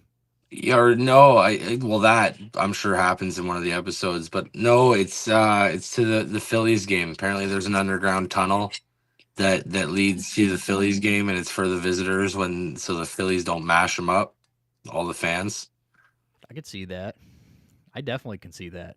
So visiting teams can take off. So I don't know. Anyway, sorry. You're good. So the Eagles are one of 3 teams that do not provide daycare. So they don't have daycare at all.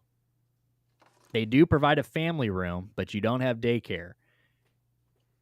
So that's where they get the C- there. They get an A- in food and dining. So they got a 9 out of 10. Good food. Food and dining. Good food. B- dietitian. So locker room, they got a D+. 73% of the players think they don't have, feel they have enough room. 57% of them feel they have adequate room. So 28 out of 32 on locker room.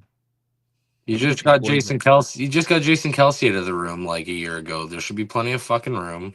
Should be plenty of breathing room. But they still got Jason Mailata there. Oh, that's true. B-, B+ training, B wait staff, B strength, F team travel. So 30 out of 32 team travel. 43% of the players believe they have a comfortable amount of personal space. So 30 out of 32 players feel that their team travel schedule is not efficient, and players feel they should get first-class seats on team flights instead of the coaching staff. So the coaching staff gets the first class. Players are in the regular seats. Head coach 80 A-, so 18 8. I don't know how A-, he's 18th out of 32, but 93% of people like him on the team. Sirianni's moderately receptive. I see that because he's very on his playbook. Yeah, I mean he's probably a dick in person. And we got Jeffrey Lurie, who I think Jeffrey Lurie's the best owner in the fucking game. I don't know how he's got to be. I mean, look at the roster that guy built. Yep. And then obviously we'll go up to the Chiefs. I want to go see what because I know I'm pretty sure their owner gets reamed every year. Oh yeah, Hunt. Yeah, isn't he like a huge piece of shit? Oh yeah, dude, he's awful. First name Mike, right? Clark. Mark. Clark. Mike. Clark. So yeah, he actually didn't get beat up this bad. Last year, I think he was 32 or 31. I know he was bad last year.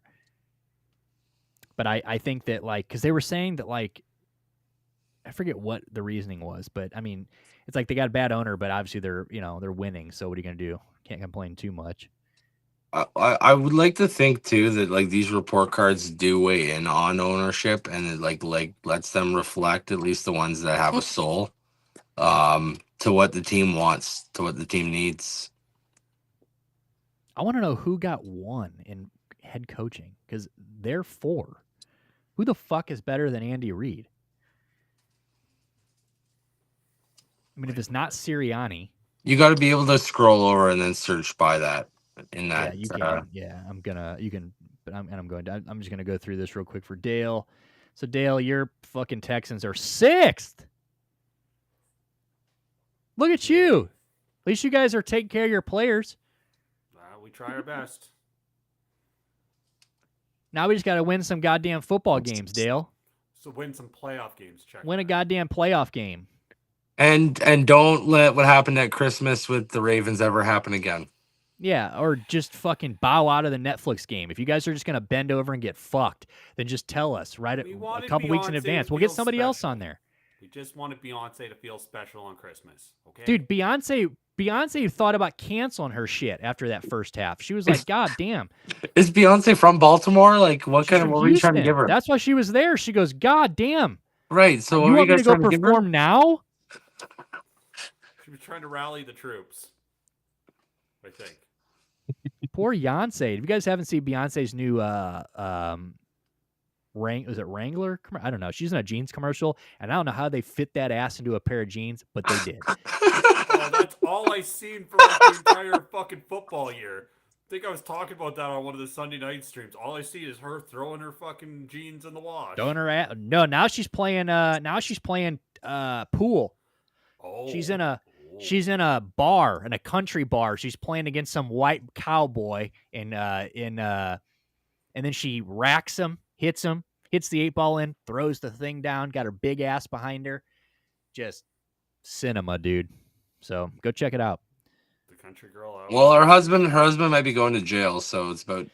Well, he was going to go to jail until Tony Busby fucked with the wrong person. I don't know if you guys saw that, but Tony, they just dropped all those charges against Jay-Z, and Tony Busby, who I'm pretty sure. Let me see if I got this screenshot. I screenshotted this to talk about this because, everybody was so sure about Deshaun, which, we're not going to get into that. We absolutely will get into that again in the future because this is the guy that tried to take down Deshaun Watson. So the guy went after Jay-Z, big oops, right? Houston attorney Tony Busby listen to this, reportedly barred from practicing law in New York following the dismissal of rape lawsuit involving JC and Diddy. Can't even practice law in New York anymore. That's the guy? That's the guy we're taking word for? Huh? I told every let me take this down.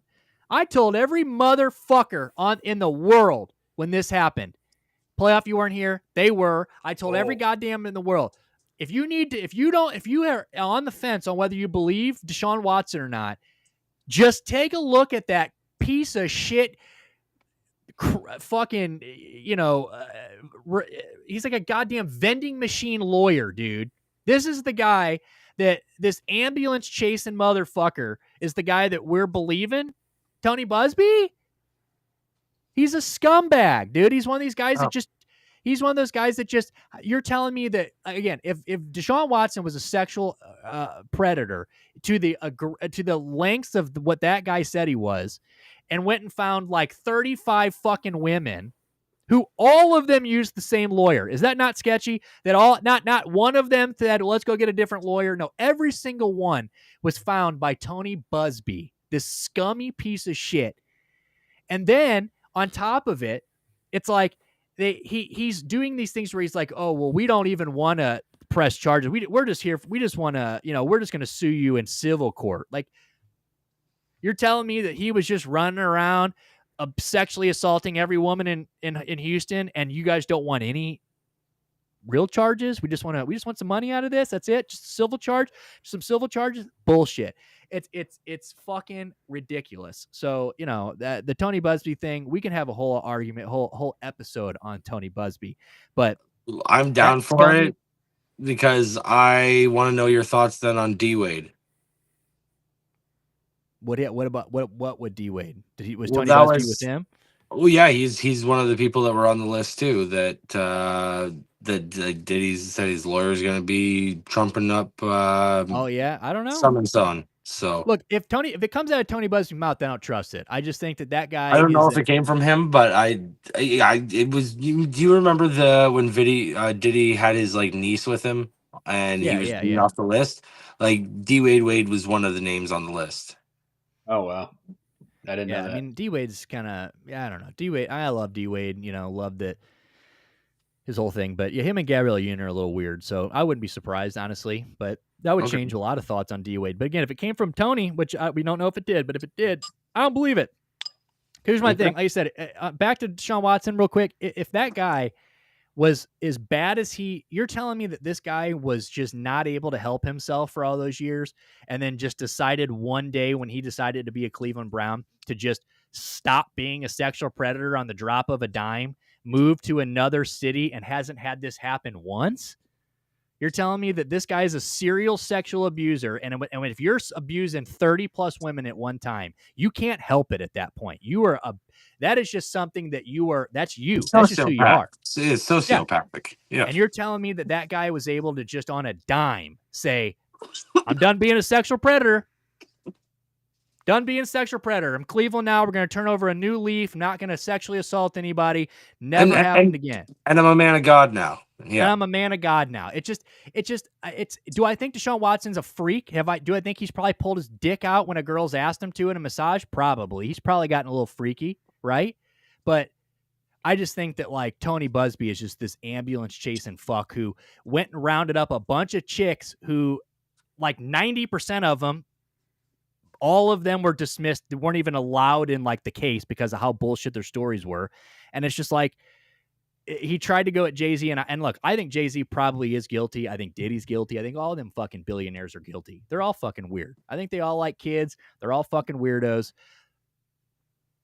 But if you're going to go at Jay-Z, Tony, you best not miss, because he's worth a lot more money than you are, and he's going to make shit like this go away. And he did. He made this shit go away in less than a month, and now Tony Busby can't practice law in New York? That's crazy. Like, you don't just take away somebody's law rights unless they're a fucking idiot. Right? And I don't know. So I just think that Tony Busby, I think it's hilarious that is what's happening. So, you know, all those people that were all hating on Deshaun, I really like to hear everybody start getting on Justin Tucker, but you know, he's not a young black athlete, so they're not going to do that. I did see that his wife came out today and said, oh, she believes her husband. Yeah, of course you do. And it is what it is. But I'd love to see the Justin Tucker situation start to get some airtime here too, because Deshaun Watson at this point was already public enemy number one. He was the NFL speaking out. Everyone was speaking out against him. We haven't heard anybody speak out. I think just yesterday, the coach, whatever his name is, Harbaugh, was like, they're pretty concerning. Oh yeah, I'd say so. John, you fucking idiot. But, you know, rant over. I know I just took that over, had to go on that little rant there, but I see Tony Busby in makeup and I get hot. So that was the light version from like 4 months ago. Yeah, well, I'm not even fresh with the information. You see, I was starting to trip up there 4 months ago when I was still in law school for this. I would have been. This was straight up. I was walking around with 2 headphones in at work, listening to law podcasts when we signed Deshaun Watson. I could have went to court and represented him a year ago. Like, I promise you. Like, I knew the ins and outs. I knew how many women, women, and I was raised by a single mother for a long time, so I am. Ask Shan. Shan has always, oh, you're also women power. Love it. I love, you know, I'm all about that shit. So I am the first one to. I mean, my mom is an abuse victim. I am the first person to believe women. So I don't want to be this guy. But that Deshaun Watson situation stunk so bad that, I mean, that guy was a cornerstone of that fucking community. And then the moment he speaks out against the owner of Houston and says, I want to get the fuck out of here, all of a sudden, all of this started coming out. And I just feel like this was a black male job. This was to fuck Deshaun Watson for speaking out against lawyers or the owners in the NFL. And I think that he was put in his place. Young black athlete opening his mouth. That's what happened. So, you know, I just think that he got the unfair shake of it. And that's how I feel about him at the Browns. I feel like he never was going to succeed here because Cleveland never accepted. You know, it's just a sad situation. And I know front office, he's kind of come around on this. First took a minute but he's a D-dub guy too. So no doubt about it. No doubt about it. You know, someday we're going to get the full story of everything that went down there. And I think people are going to be really shocked at the amount of corruption and things that happened. Well, one day Tony Busby will have his day in court, and that's going to be a good day for all Browns fans. It's not going to, you know, affect the football side of things, but it's going to affect the personal side of things, and hopefully everybody sleeps a little bit better at night. The dude is just a definition of a scumbag. Do you guys see Watson hitting him with like a defamation claim and stuff?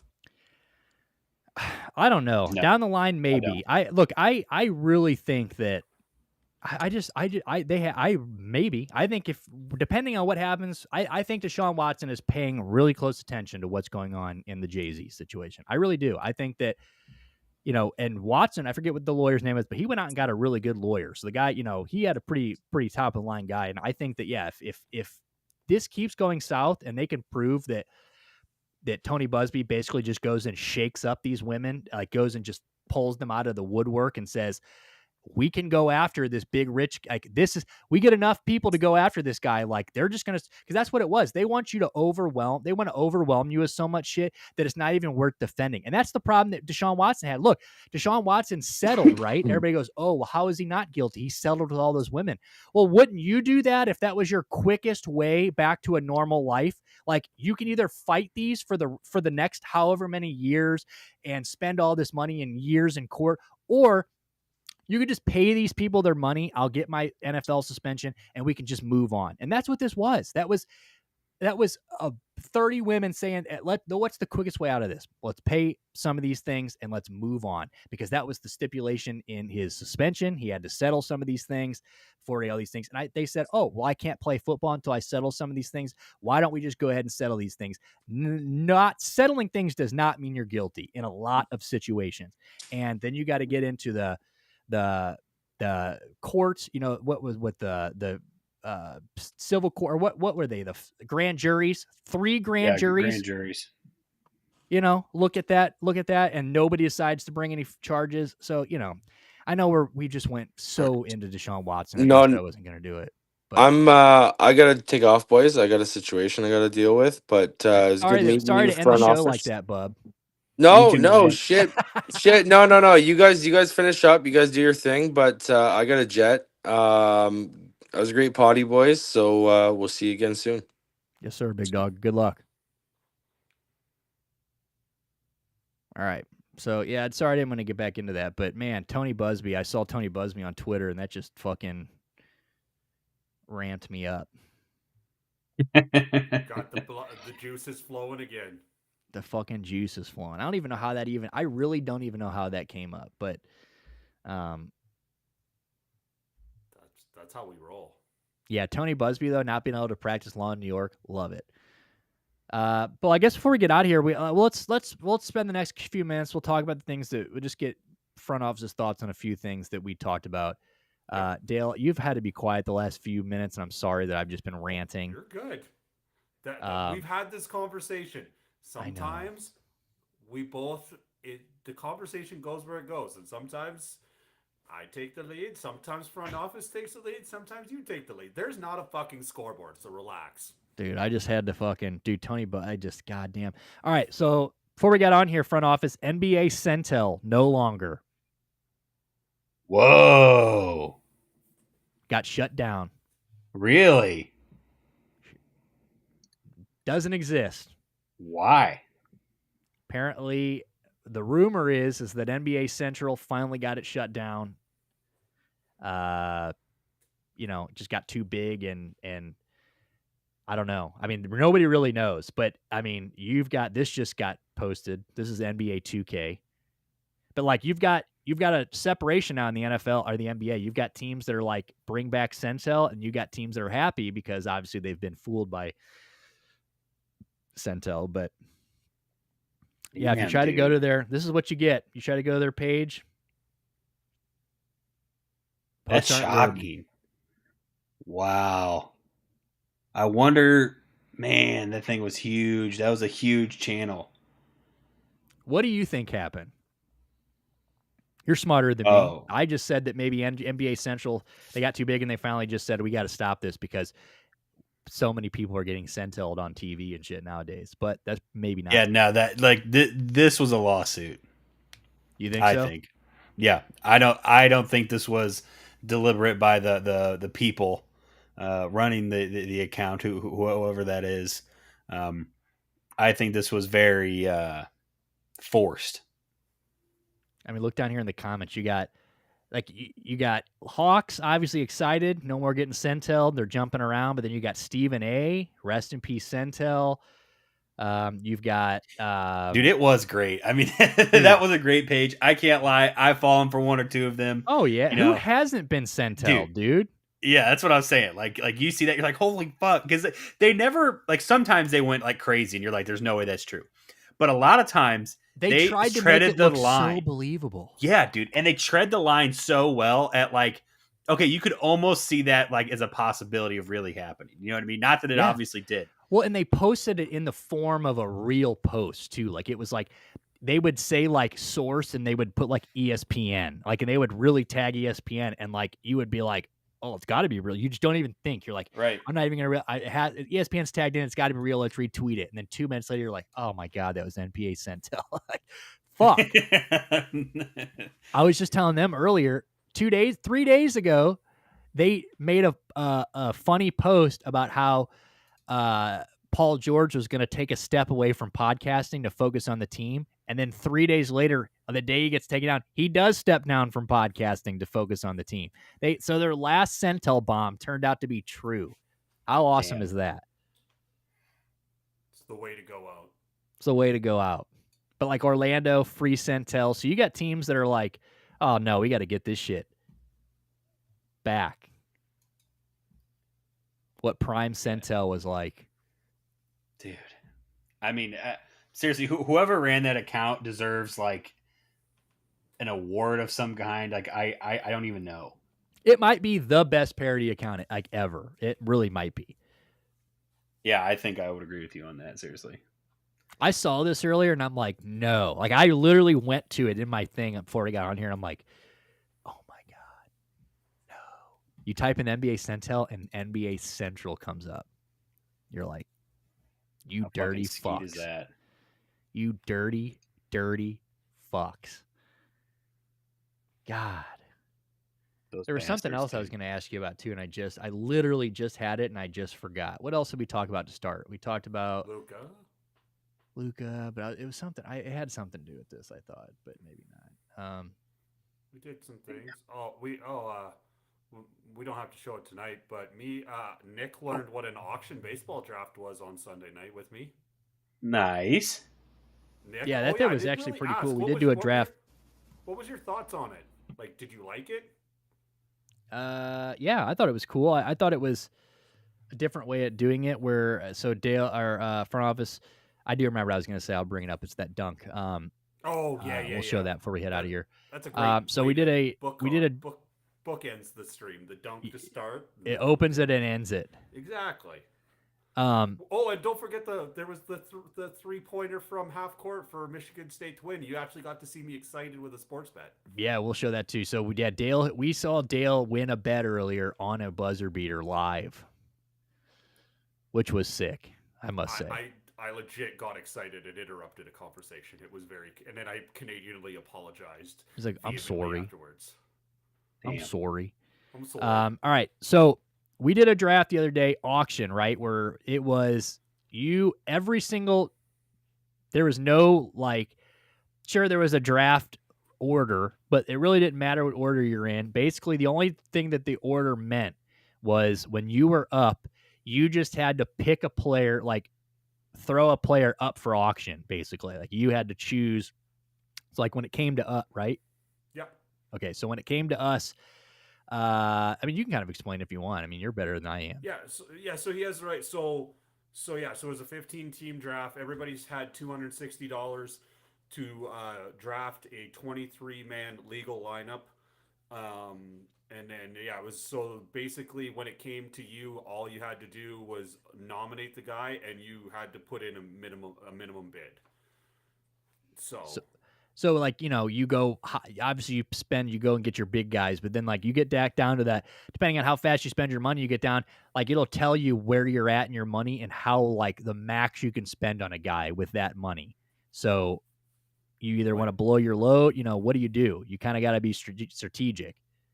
Nick got to see me excited outbidding somebody at the very end when I had $2 and nobody else did, and sniping a pitcher that I wanted. So it was really cool though. He also got to watch a little excited getting Anthony Jimenez for $7 instead of the 12 that his average draft value was. And you'd be proud because before I even joined him in this draft, he had Emmanuel Clase and Jose Ramirez on the team. You would like the team, man. Sometimes we rub off on you, Dale, and it's just for the best. You know what I mean? It's for good reasons. Well, I've told him too that you and I don't hate the Blue Jays either. We don't. No, I don't. Have the Blue Jays in all of your 31 years of living front office have the Blue Jays ever given you a reason to hate them? No. Not even once. No. I've liked a lot of players on the Blue Jays. But Batista, but back in the day, Roy Halladay. They had some people that I really enjoyed on that team that played for that franchise. I have no ill will, and it's unfortunately they're not always the most competitive team. So I'm always rooting for them. I'm always rooting for an underdog. I will be getting a Jimenez Blue Jays shirt as well this year. Nice. I will be getting a shirt. Nice. I'll ask because I'll answer my question, but I'll ask you guys in reverse. Like when you think retro Blue Jay, who do you think of? Because when I think of Cleveland Indians, I think for whatever reason Carlos Baerga. I think Omar Vizquel when I think about the old school Indians. That's who I always think With of. a sprinkle of Albert Bell smashing balls. Oh yeah, Albert Bell. Let's not forget about. Remember Albert Bell hitting Fernando Vina going around second base. Yes, and he told him he shouldn't have gotten to the fucking way, basically. Just shit rocked him in the base path, dude. Poor Fernando Vina. Albert Bell was a brick shit house. Yeah, I don't think I want to get into a fight with Albert I Bell. think Tommy had the longest. I think Tommy hit a ball out of that park. I'm pretty sure. Damn. But I think Albert Bell might have the second most longest one. But yeah, I'm pretty sure Tommy hit one out of that park, which is fucking crazy. I've been to that park; it's fucking crazy. Like you're like, what in the fuck is going on here? So I think we'll do. I'll line up. So next Wednesday is my birthday, so I will line up a guillotine on Wednesday. I don't know if it'll fill or not because it might be a little too early. But maybe we'll have to try and do. I don't know if the auction would work online because there's a lot going on. It'd be fun though. Yeah, I mean, it's your birthday, dude. If you want to do a fucking, the auction's just so long. It was like 4 hours. Oh, you're getting excited. Pistons beat. So I told you I wanted to take the Pistons earlier in that game. They won by 20. Jesus. They beat the Celtics by 20. They've won 8 in a row. JB is a wizard when it comes to rebuilding teams. I am telling you, he's the best coach in the world when it comes to rebuilding teams. This team, the Pistons, they're in 6th place right now. They've won 8 in a row. Longest winning streak since 2008 is what it says. JB, baby. They just blew them out by 20. This Pistons team might be a problem for that 3 seed. Like the Knicks get the Pistons. Ooh, that's a tasty little series. Dude. Shout out to the Pistons. Yeah, no, Wednesday, yeah, we'll definitely, like I said, I'm interested in one more of those drafts for sure. Yeah, I'm going to try and, we'll definitely do one guillotine, and then we can talk, and it comes down to dollars and cents, too, because I am not making a paycheck for a little while. But if we do, we can definitely do one of, it's just front office. It was, so, yeah, I'll preface my Sunday that I accidentally won a poker tournament for, $270 American. Damn, Dale. So American. So I was like almost $500 Canadian. So I reinvested $150 into this league, and then I put the rest away for down the road. But as like a real degenerate, he spent some of it on a baseball draft. I reinvested it because we are going to win that league for sure. It's an investment that might not go through. But no, it was. I think you would love that front office because the math behind it and just the, do you blow your load on a whole bunch of star guys and then figure out the rest, or do you just kind of middle of the road? Because it's a rotisserie league. That's the only thing I kind of am annoyed at, but it's a rotisserie league. So you already know I'm a sucker for the math, baby. Yeah, you and me are you're the actual math guy, and I'm the nerd. I love math guy. One of my favorite things to do when I'm bored is going to Baseball Reference. Oh, by the way, Nick, I'll have to tell you. I'll have to send you the screenshots. My best friend is. So you have the front office, and Nelson is my version of the front office. So he is reading the story of Ty Cobb, and some of the stories are we haven't even got to the racist stuff yet, and some of the stories are just mind-boggling. Yeah, well, I'm sure. Ty Cobb was probably a huge piece of shit. Like, I'm not sure if I'm allowed to say this, but I'm going to say it. So he was charged for beating his dad and was acquitted, or like killed his dad and was acquitted. Because remember, this was 1908, and his dad was with another guy. So he beat the shit out of his dad, killed his dad, and was acquitted. Ty Cobb? Ty Cobb. I'll have to send. I'll have to send you the beat screenshots his gay dad to death, dude. I'll have to send you the screenshots of like I randomly get a text during the day of a ridiculous Ty Cobb story. He's like this is fascinating, and I'm 20% into the book. He's like, I know you'll never read it, but you need to know these stories. I'm like, please do, dude. Fuck you, Ty Cobb, you piece of shit. He said, "Hey, Dad, you want to kiss boys? I got something for you." Yes, I'll send the screenshots to you so you can have a laugh over it. So it's good hearing your voice again, front office. It's been a while. Oh, and belated happy birthday too, by the way. Oh, thank you very much, sir. Thank you very much, and you as well. I definitely missed kicking it with the boys. Yeah, and it's good to have. Like I said, I'm glad you got to meet Playoff. I kept telling him about you. I mean, I didn't even know he was showing on. He told me he was coming on Friday, and then he just showed up. So, he's kind of he likes the vibe that we have. Yeah, I can tell. He just wants to be a part. Yeah, he definitely can be. Well, he's trying to learn too. I was sending him a lot of, he's trying to get into this type of space, and I think so I think he's trying to kind of see how we do things and operate, and because if you said today he was playoff beard parlays, and now he's playoff beard sports desk or whatever. So he wanted to get out of the, I'm stuck in. I don't want to just be betting. I want to kind of do what you guys do, and I'm like, yeah, that's kind of why that's why I don't accept every collaboration post that those bet guys do, because I don't want our page oversaturated with fucking bet memes and shit. Like I want us, I'll do every once in a while, but I want us to have our shit on our page. Yeah, so exactly. We are here for the content, baby. Yeah, we're here to do sports. Betting is a huge part of sports, but it's not everything. It's not everything we do. It's just a part. Like we talked for 2 hours, and we talked about Dale hitting a half-court shot and a little bit of fantasy baseball at the end. And Deshaun Watson being innocent. There'll be a Sunday night stream where we are betting football, right? Right. Like we're I think that's what works best for us, because we can do anything. We are versatile. Yeah, dude. If only we could we ever get front office to wear Yiddy's mask? Wouldn't that be just like Yiddy send him the kiss stained mask?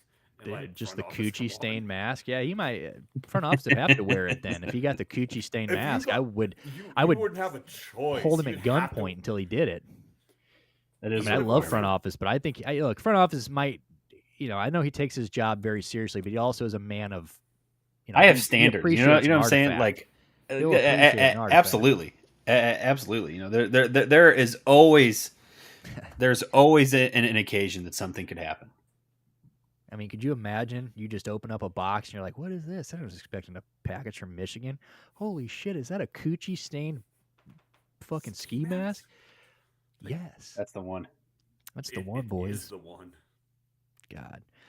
All right, well, let's I'm going to show you these 2 videos real quick, and we're going to wrap shit up. We're already about 2 hours and 15 minutes. Shan just got home. I heard her come home. So here we go. So before these are 2 things that we watched beginning. We were going to open the show, had no plans to talk about this. I just opened up Twitter when we got here, and this was the first thing that I saw. So if there are times you hear, oh, that might be the best dunk I've ever seen in my life, or at least this year, and it's obviously always like, oh, okay, whatever. This might be one of the best in-game dunks you're ever going to see. Like, this is fucking insane. Shaden Sharp, go ahead and watch this. Hard hit. Steal. I mean, come on. Damn.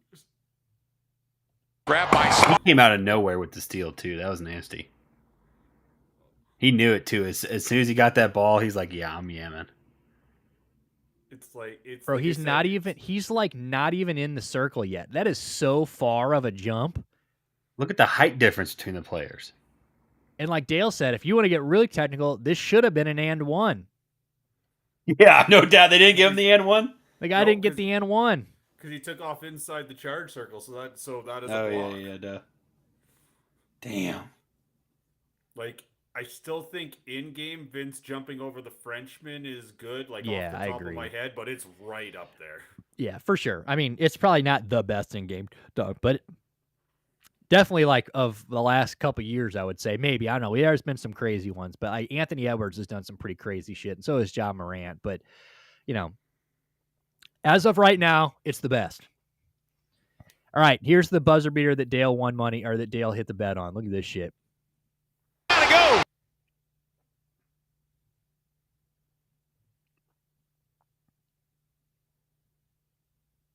Oh, don't do this.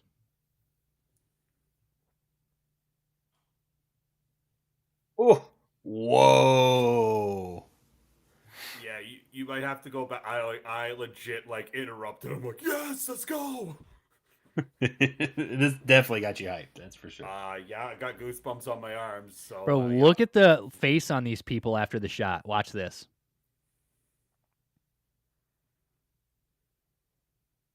Like, this guy's sick. Watch the crowd. Where's the meme dude? He's gonna get memed. Tom Izzo, like, no big deal. Yeah, that dude. No, yeah, dude, 100% that's getting memed. Dead on. Look at him. He goes, oh, my God. No, that didn't just happen. Oh, my God. That didn't just happen. The whole bench can't believe it. This bitch can't believe it so much. She's smiling. She's laughing. She can't believe it. This guy, arms over the Gatorade, dude. Yeah, this is definitely a moment these kids will never forget. And I was watching like that entire game because the game started basically right when I got home. It was a slugfest. Like it was a big boy game. Like it was physical. Like it was 21-20 at the half. Like it was a big boy physical game, and to invest that much and lose it that way. The degenerate part of me is going to take a look to see where Maryland plays next, because that has huge letdown if it's like somebody bad like Iowa or something like it. Like those are the losses that demoralize you. Well, also demoralizing the Jersey Devils and are down 1-0, so the prop's already dead. They didn't score 1.5. I thought they'd each score in the first period because they have scored so many goals and they played. So 1-0 after first, so that's already dead. So another shitty day of betting. Gotta love it. But yeah, been a great show, man. Been a long show. Obviously, went a lot of different directions today. Friday when we come, what? The Derelict way. The Derelict way, baby. Friday when we come back, we're going to spend a little more time talking about UFC. We got UFC 313 this weekend. I think it's this weekend. Is it? It's this weekend, right? I am about 90% sure I will be on the road on Friday, but I'll keep you abreast. No, March 8th, so it's not. So we won't even – I think it's a fight night this week, so maybe we'll do a little fight night. Yeah, it'd be a good weekend to miss anyway, so it's really not that big. So Friday, we'll be back on Friday. We'll talk a little bit about what happens between now and Friday. I'm sure there'll be plenty of NBA going on between now and then, a lot of NFL news. We're getting closer to the draft, so a lot of Shedeur news coming out today. We'll maybe talk about that on Friday. A lot of him brown smoke. I mean, the smoke couldn't get any thicker, so we'll talk a little bit about that. You guys have a good rest of your weekend, or a good rest of your week, man. Happy Hump Day. Appreciate you guys coming down and hanging out. You guys have a good Wednesday, good Thursday. Make sure you guys follow us on all of our socials. Scan this QR code. Head on over there. Follow us on all of our socials. Hit us on YouTube. Follow us on YouTube. Hit the notification button so you guys get notified when we go live. Hit that subscribe button. If you're on X, hit that follow button. And if you're on Kick still, go ahead and hit that follow button. Make sure you guys follow us on the Action Network. We're giving you guys 3 to 5 bets every single day. And then make sure you guys run Underdog. Use that code at NickFlair93. Match your deposit up to $1,000. So good for all of us. Make sure you guys follow us, and we will see you guys on Friday. Thank you guys so much. Thank you guys. Thank you for Playoff Beard as well for coming and hanging out tonight too. So, all right, guys. Peace.